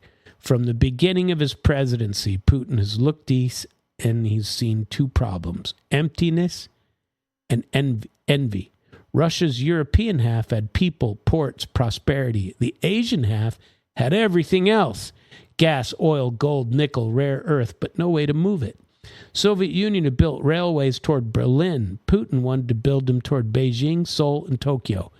That's the philosophical pivot most analysts in Washington never understood. The Far East wasn't a backyard, it's a front yard for the future. To appreciate Putin's calculus, look at a map at night. The western half of Russia glows with city lights, but beyond the Urals, dark. Putin's doctrine has aimed to light up the darkness, not with ideology, but with commerce and kilowatts. His theory is pragmatic. People follow infrastructure the way rivers follow gravity. Lay rails, string fiber, build ports, population and investment will follow. That's how you secure territory in the 21st century, with supply chains. So the Far East doctrine isn't about Putin's sentimentality. It's geoeconomics. It's public works. Every kilometer of new rail or pipeline is a declaration that Russia intends to occupy all of its time zones. Projects like Vladivostok Free Port, the Power of Siberia gas pipeline to China, Power of Siberia 2, which is coming, and the Northern Sea routes with India aren't random. They're sequential moves on the same chessboard. Together they form a polar triangle of influence connecting energy, logistics, and trade. At the center of the triangle sits the Bering Link, like a capstone of it all. If the Trans-Siberian and Northern Sea route are the ribs, the Bering Tunnel itself would be the head. It closes the loop, Moscow to Murmansk to Vladivostok to Dezhnev to Alaska, a ring of steel encircling the top of the world, and it turns Russia's Far East from a remote periphery into a global hinge. The doctrine also solves two existential headaches. First one, demographics. Far East population density is thinner than Alaska's, and every empty kilometer is an invitation to somebody else's ambition. By wiring the region with rail, ports, industry, the Kremlin can attract settlers, jobs, incentives that keep the map Russian by habit, not just by law. Second, defense through development. Infrastructure is the quietest form of deterrence. A rail line does what a garrison cannot, commits the state to the soil. When you have families, schools, and factories tied to a network, you've created permanence. That's not militarization, it's civilization as a fortification. The other pillar of this strategy is the Arctic, the idea that the Northern Sea route should become the Suez of the century, which many people are talking about. Why do you think at the beginning of his presidency this time, Trump was talking about Greenland and Alaska. They extended the Arctic shelf in Alaska to seize the part of the land, to say it's ours, although by law it's not. But they extended it 20 miles or whatever it was, 22. So, but as polar ice retreats, the new shipping lanes open from Murmansk to Asia. They cut Europe out of the equation, and they cut the transit time by 2 weeks. To make that route viable, you need ports, search and rescue bases, rail connections that feed them. Russia is building a chain of deep water harbors in Sabada, Tiksi, Pivik, and linking them to inland extraction zones. The Bering Link is a natural terminus of that corridor, transforming it from regional trade route into transcontinental loop. Western observers often reduce this to empire nostalgia. But if you strip away that rhetoric, what you see is a coherent national survival plan of Putin's. A country that spans 11 time zones can't afford to have half its land as wilderness. The doctrine's logic is simple. Connect or be colonized by capital. If Russia doesn't develop its Far East, somebody else will, through debt, trade imbalance, or demographic drift. Unlike Soviet central planning, Putin's vision invites partnership. It levels BRICS banks, Chinese manufacturing, and even Indian software logistics. It's a coalition of mutual self-interest built on long contracts, not short applause. That's why Western sanctions, although painful, have pushed Russia deeper into Eurasia and didn't isolate it. Every embargo on the West became an invitation on the East. What makes this doctrine powerful is Putin's patience. It doesn't need a quarterly result. It measures success in decades. Rails extended, towns revived, ports dredged in the exact opposite of Washington's 4-year election panic and 180. Going backward in the other direction every freaking time. And it's so frustrating. In Moscow, the planning horizon is 2050 and beyond. In that sense, the Bering Project wouldn't be a gamble. It's an inevitability waiting for paperwork. And if he can talk the old Trumpster into it, it's doable. That's why the Bering Link fits the doctrine like a final chapter that writes itself.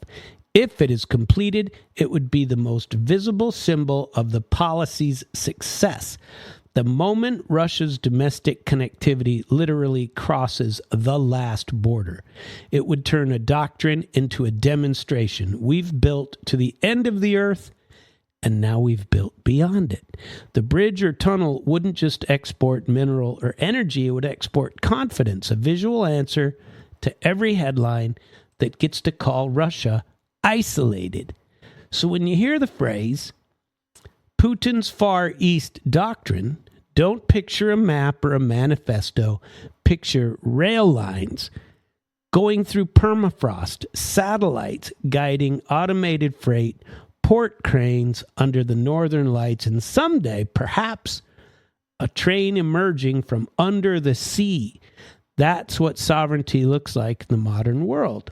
A network that connects everything worth defending.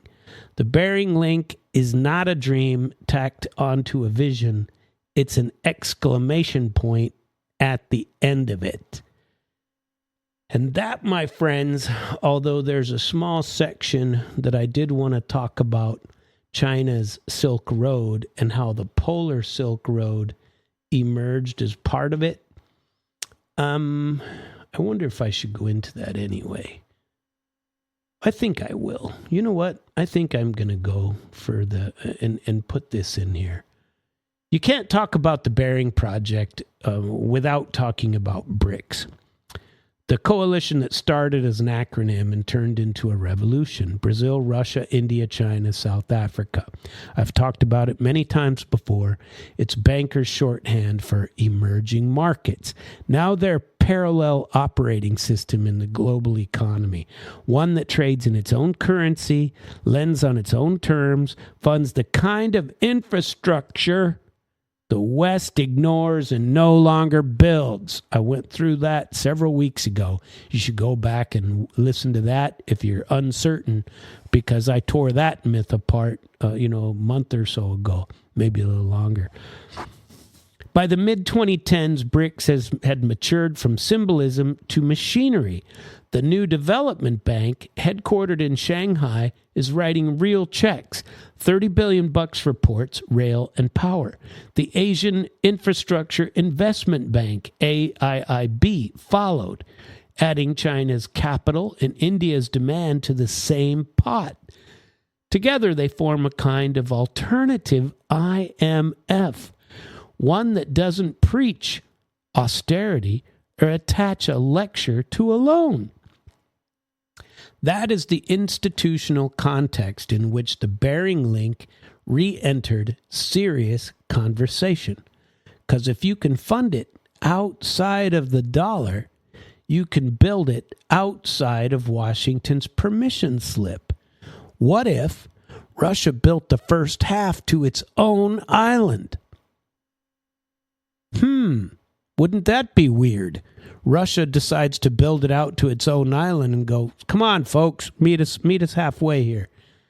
How's that for a permission slip? And that, more than concrete or cold, is what makes this idea politically hot. The BRICS worldview is simple. Connectivity equals independence. Each member measures its freedom not by its ideology, but by the number of routes available for trade and data. If you have to move every barrel, byte, or bank transfer through a Western gatekeeper or the US dollar, guess what? You're still a colony. You're just one with Wi-Fi. Russia understood that early. China perfected it. India's catching up. The Bering link fits that pattern because it would give Eurasia the first direct land energy data corridor to the Western Hemisphere. That isn't a symbolic handshake, but a pipeline of parity. So let's talk about China's Polar Silk Road. In 2018, Beijing released its Arctic White Paper and coined a new phrase, the Polar Silk Road. It's a frozen extension of Belt and Road Initiative, rail, ports, fiber, shipping lanes that circle the top of the world. The map is unmistakable. I don't know if you've seen this yet, but you should check it out. A dotted line that skims the north from China through Siberia, bends toward the Bering Strait, and curls down the Alaskan coast. In other words, exactly the path of the proposed tunnel. They're already thinking it. For China, it's logistics, a shortcut to North America that avoids the Suez, the Panama, and every U.S. Navy checkpoint. For Russia, it's leverage, proof that its Arctic infrastructure is paying customers. For both, it's diplomacy through development, the politics of concrete instead the politics of confrontation. Excuse me. India's role is quieter but strategic too. Its state-owned engineering giants already build tunnels through the Himalayas. Its software firms design traffic management systems for global rail everywhere. Delhi's interest is simple: diversification. A polar trade route halves dependence on the Malacca Strait. Narrow passage, every strategist calls India's Achilles heel. South Africa and Brazil add geography and legitimacy. They anchor the Southern Hemisphere, giving BRICS true global spread. When they support an Arctic link, it sounds less like a Russian dream and more like a plenary project. The BRICS Bank prefers hard assets over hedge fund fantasy. They lend against freight tonnage, energy throughput, data capacity, metrics the Bering Link would have in abundance. Model the corridor as a multi-utility spine with rail, HVDC power, and fiber, and you get 3 revenue streams at once. That's precisely the sort of structure the National Development Bank loves. Tangible, diversified, politically symbolic. In early 2024, Chinese and Russian financial press openly discussed a joint feasibility fund for Arctic interconnectivity. The figure floated $2 billion for initial design and geotechnical work, co-sponsored by the National Development Bank, the AIIB, and the Russian Direct Investments Fund. It sounded bureaucratic, but those were the beginnings of this momentum. Then there's the money itself. One reason Western analysts I'm losing it. Been talking too long. Analysts scoff at the tunnel is that they assume it must be financed in dollars. Wrong. What happens when it's denominated in yuan, rupee, and ruble? When repayment flows through BRICS interbank systems, bypassing SWIFT entirely. Sanctions then lose their teeth. The project becomes a living experiment in post-dollar globalization. That's why people in Washington, some, call the Bering Corridor a monetary Trojan horse. It's not the trains they fear. It's the transactions themselves. A BRICS-funded Arctic mega-project demonstrates that capital crosses hemispheres and doesn't touch Wall Street. For BRICS, the Bering Link isn't about profit. It's an insurance policy against disruption. If the U.S. or the West blocks the Suez or Panama Canal, or they close, if cyber attacks paralyze major ports in the West, if shipping emission taxes strangle ocean freight, a land-based transpolar route keeps the lights on. It's redundancy at continental scales. The same logic that built backup data centers and power grids applied to geopolitics. Each BRICS member sells the idea domestically in its own language. In Moscow, they call it Arctic Destiny. In Beijing, they call it Green Logistics of the Future. In Delhi, they call it Northern Corridor Connectivity. In Brazil, they call it Participation in Infrastructure of Peace. The slogans differ, the motive is identical. Proof that the developing world can design, fund, and deliver projects once reserved only for the G7. With Western pundits, or to them, BRICS still looks like an economic club. To the global south, it looks like a civilizational alternative. A Bering Link would be the first great monument, a physical manifestation of multipolarity. Back to that word again. It wouldn't cancel Western trade. It would simply make monopolies obsolete. That's why the laughter from Washington grows more nervous every year. Every kilometer of rail laid in Siberia, every Arctic port dredged, moves the world's center of gravity a few centimeters further to the east. And behind the scenes, coordination is already happening. Data from China's satellite network maps sea ice drift. Indian software optimizes construction logistics. Brazilian steel firms court supply contracts. South African banks test risk-sharing models for Arctic projects. The Bering Corridor isn't an idea waiting for partners. It already has them. It's just waiting for a political thaw to come out into the daylight. So when you hear Western analysts dismiss the tunnel as science fiction, remember that financiers of the Global South are already sharing drawings of the science, and they're writing fiction into contracts. BRICS didn't need to invent the Bering Dream. It just needed to inherit it and give it a balance sheet. For the first time in modern history, the money and the motive exist on the same side of the map. How do you like that? Now let's talk about the pushback. How Washington and NATO read this, not as opportunity, but as a threat. Let's find out why Washington flinches. Every empire has a reflex. Rome fears revolt. Britain feared blockades. America fears connectivity it does not control. That is the real reason Washington flinched at the Bering Link. Whether you think Kennedy got killed over it or not, I don't know what I believe. I don't have enough data to get into that at all, nor did I find any from any of the research I did on this most of the day today. The reason Washington is flinching isn't because it's implausible. It's because they don't control it. What if it's the wrong kind of bridge? Officially, the U.S. has never said no to the project. It doesn't need to. The modern way to kill dreams is to smother it in a committee. Put it in committee.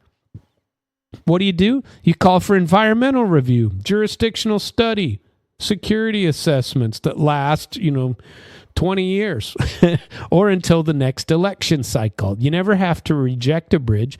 You simply bury it in paperwork and headlines about ongoing interagency consultation. Privately, Washington's defense and intelligence circles have made up their minds. To them, a fixed corridor between Russia and Alaska is a strategic vulnerability, a doorway through which not just freight, but influence would flow. In their logic, geography is destiny. And every door has to have a lock that only they, the globalists, can possess. A tunnel linking continents without American customs, American satellites, or American intermediaries, that's a nightmare that can't be bombed. We're not in.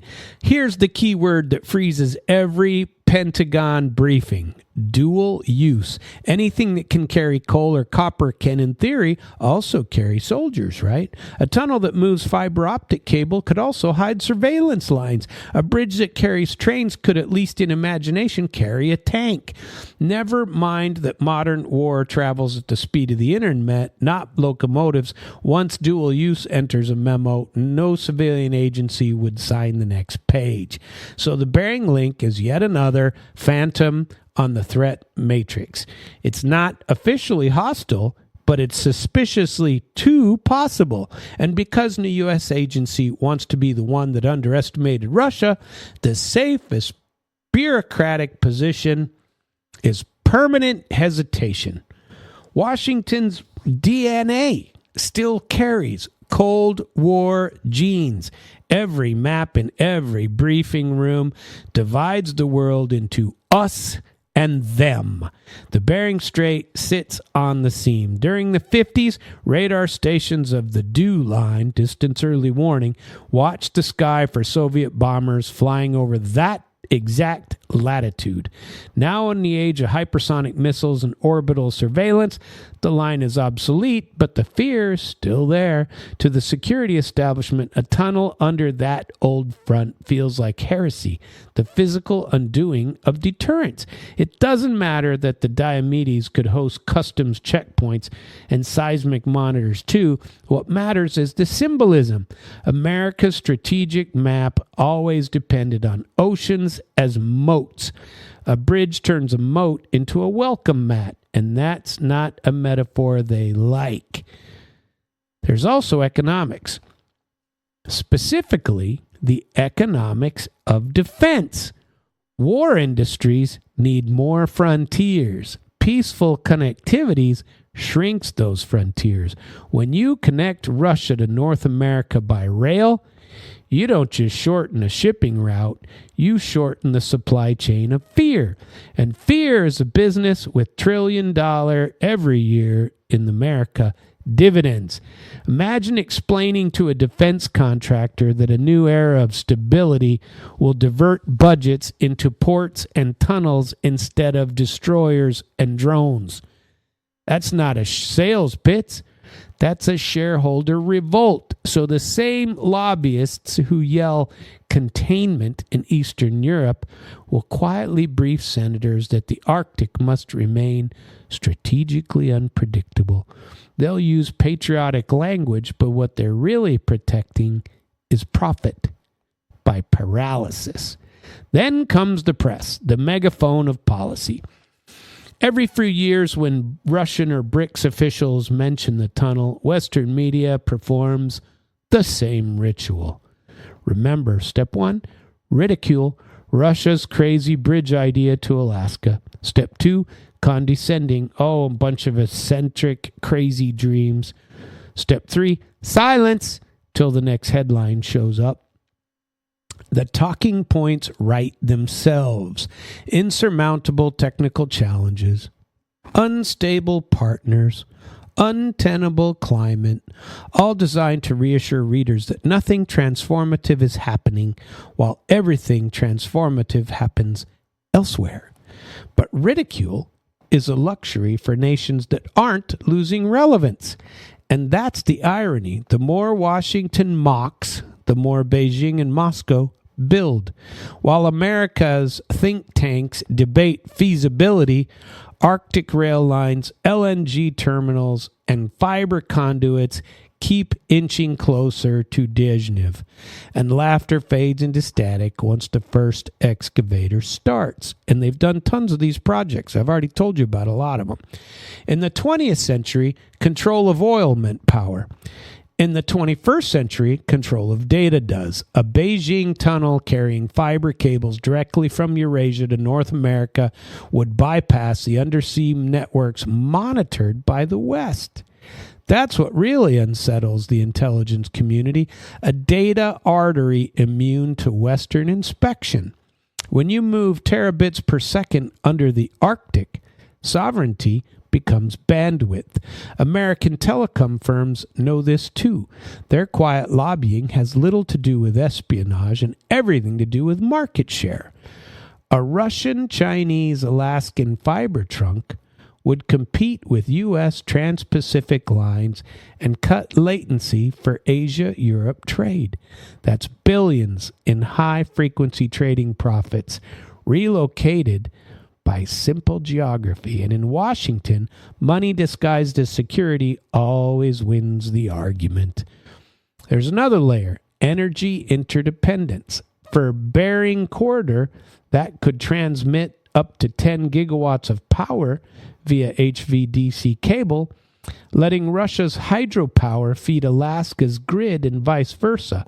Imagine that. Power flowing both ways across what was once an ideological wall. To realists, that's efficiency. To our war hawks, that would be entanglement. If your light depends on your rival's stability, you've just created peace by necessity. The West, Washington especially, prefers peace by dominance. So the U.S. response, as always, is the same. Slow it down. Don't talk about it. Keep it in the realm of study, not shovel. Announce joint Arctic dialogue. Fund academic exchanges. Release white papers with polite conclusions like further analysis required. Delay is the cheapest veto in diplomacy. Even now, when the global mood shifts toward multipolar cooperation, the official lines remain monitoring developments. That's diplomatic code for stall until it's somebody else's problem. There's also something sadder at work. For all the talk of innovation, America hasn't built a world-class mega project in decades. Interstate highways, the Hoover Dam, the moon landing, those were generations ago. Today, the U.S. measures ambition in apps, not in architecture. The Bering link reminds it of a muscle it hasn't flexed in years. It's easier to mock other nations for dreaming big than to admit that you've forgotten how. So when Moscow proposes the ultimate bridge, Washington sees a mirror, and it doesn't like its own reflection. The country that once united its own coasts by rail now trembles at the idea of connecting coasts across an ocean. That is why the bridge frightens the West. It's not the ice, it's not the earthquakes, it's not the engineering, it's the exposure. It reveals the shrinking imagination of a superpower that used to build the future and now guards the past. The Bering Project is a test not of technology, but of confidence. I agree with that. Let's talk about where the money would come from. Money that might make this real. Every dream turns real the moment somebody figures out how to pay for it. Politics can stall, engineers can wait, but capital hates a vacuum. If there's profit in peace, money will find a way. That's what's happening with the Bering Project. The surprise isn't that Russia and BRICS partners are talking about a tunnel. It's that investors are quietly modeling it in spreadsheets from Singapore to Riyadh. The $8 billion whole pitch. When Kirill Dmitriev of the Russian Direct Investment Fund floated the 2025 proposal for what he cheekily called the Putin-Trump tunnel, he wasn't tossing a slogan, he was floating a bond issue. He broke it into soundbite arithmetic. 8 to 10 billion for the actual tunnel, 60 to 70 billion for the connecting corridors. That's $8 billion figure ricocheted around the world because it sounded achievable. It's less than what the U.S. spent in a month in Iraq or what global markets burn on interest rate arbitrage every weekend. Dmitriev's genius was reframing the link as a business case, not as utopia. The plan sketches a three-tiered structure without the usual gatekeepers. Equity consortiums, Russia's sovereign fund plus Gulf and Asian investors, Abu Dhabi's ADIA, Saudi's PIF, Singapore's GIC, each taking small sanction-proof stakes. Project bonds, 50-year maturities denominated in yuan and ruble, pegged to freight and energy throughput instead of GDP. Pre-sold capacity, mining firms, data cable operators, power utilities commit to use the corridor before it exists. This locks in guaranteed revenues. That model copies what financed the Channel Tunnel and the modern LNG terminals, just without the IMF. That's what the U.S. and the West is against. No IMF? God forbid. It's private profit married to public symbolism, a formula that makes even reluctant politicians look visionary. If they do it, they won't, not in the West. Energy as collateral. The smartest twist is collateralizing the debt with energy. Under this proposal, twin HVDC lines transmit 10 gigawatts between Siberia's hydro plants and Alaska's renewable grids. Those electrons become currency too. The borrower repays in power delivery, not just cash. If one side defaults, the current stops. It's the first infrastructure loan in history where the collateral literally glows.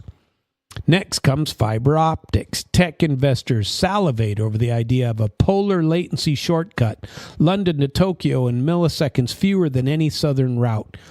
Financial trading algorithms price those milliseconds like diamonds. By leasing dark fiber pairs through the tunnel, the project creates a revenue stream immune to geopolitics.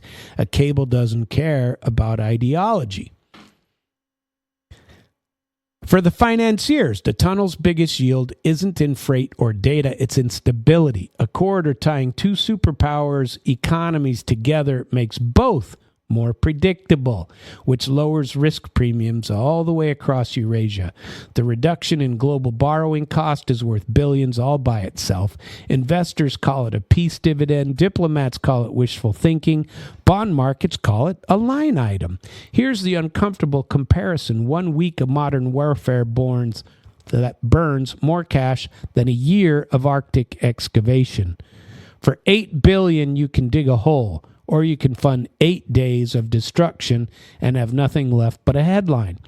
That arithmetic quietly attracts pragmatists on both sides of the aisle. Even Wall Street cynics understand that stable Arctic trade routes produce quarterly returns, but war never does.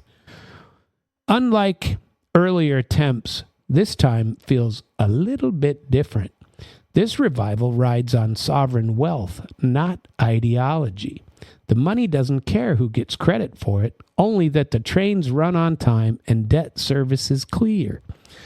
That neutrality is revolutionary. If peace starts paying compound interest, the market will defend it better than any treaty ever would.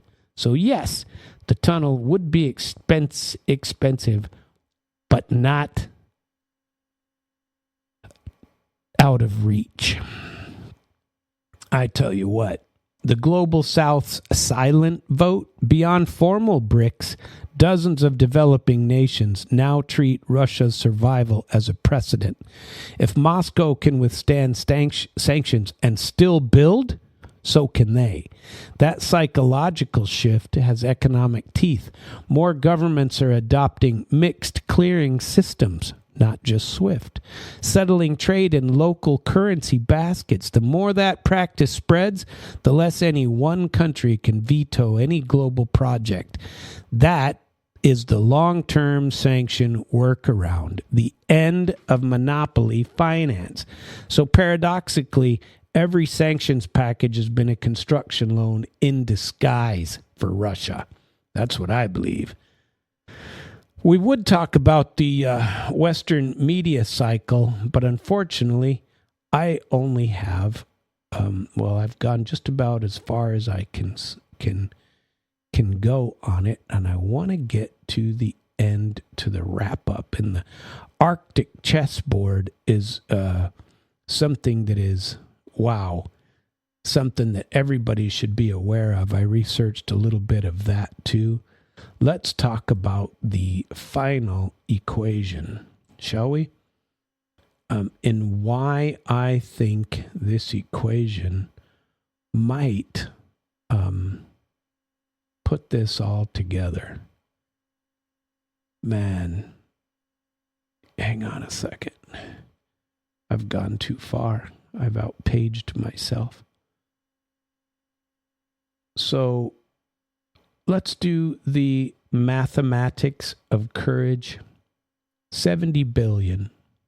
That's not much. For a century of connection equals 700 million a year. So why does Moscow keep bringing it up? Because for Russia, it's not fantasy. It's continuity.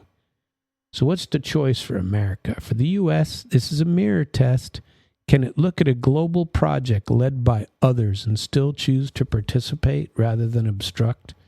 Can it rediscover the old American instinct, the one that built instead of branded? If Washington could learn to cooperate here, maybe it would gain something more valuable than control. It might regain its relevance. Because if this bridge opens without America's involvement, the 21st century will move on without asking any permission. It'll just go. Here's the equation as I see it. The Bering idea, it doesn't demand belief, it demands partnership. The Arctic Ocean has no ideology. It'll reward whoever shows up with the right materials and the right mindset. In that sense, the tunnel is the truest test of civilization. Whether we can finally build a structure that benefits everyone and belongs to no one. So what's the equation? The physics are solved. The financing's available. The partners are waiting. Politics, as usual, is what's saying no. Vision minus will equal 0. Vision plus will would equal history. This could be historic. One day, here's what Sam says. Whether by Russia's hand or the entire world, I say at some point this project will go on. The first train will dive beneath the Arctic ice. When it emerges, it will carry more than just cargo. It will carry proof that connection is stronger than fear. And maybe centuries from now, when students study the age of America that almost lost its nerve, they'll point to that bridge and say, here, this was the moment humanity remembered how to build again. Because the truth is pretty simple. The future does not reward the cautious. It rewards the connected. And the Arctic, once a frontier of separation, may yet become the equator of cooperation. That's what I say. And I tell you what, I hope you have enjoyed this delve into the deep areas of the Arctic and everything that it has represented. I must say, I enjoyed researching it. I enjoyed putting it together. And I even enjoyed doing it on the program tonight.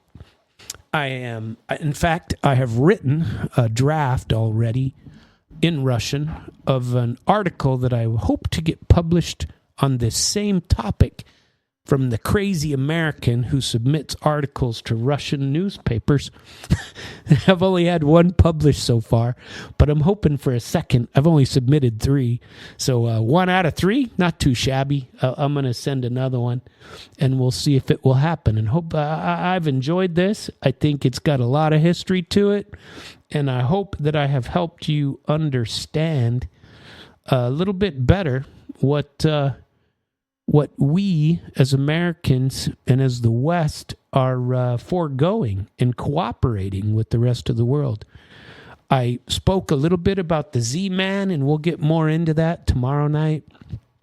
And we'll get into some of the news of the week and go further into that and have plenty more to talk about. I got plenty to go over. I very much appreciate you being on the program with me tonight.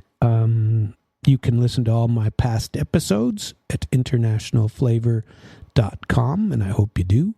You can go to all of the great contributors here at damradio.com by going to damradio.com/podcasts. And I will see you tomorrow night, 9 o'clock to 10:30. I hope you join us in, and you all have a very good night. All killer, no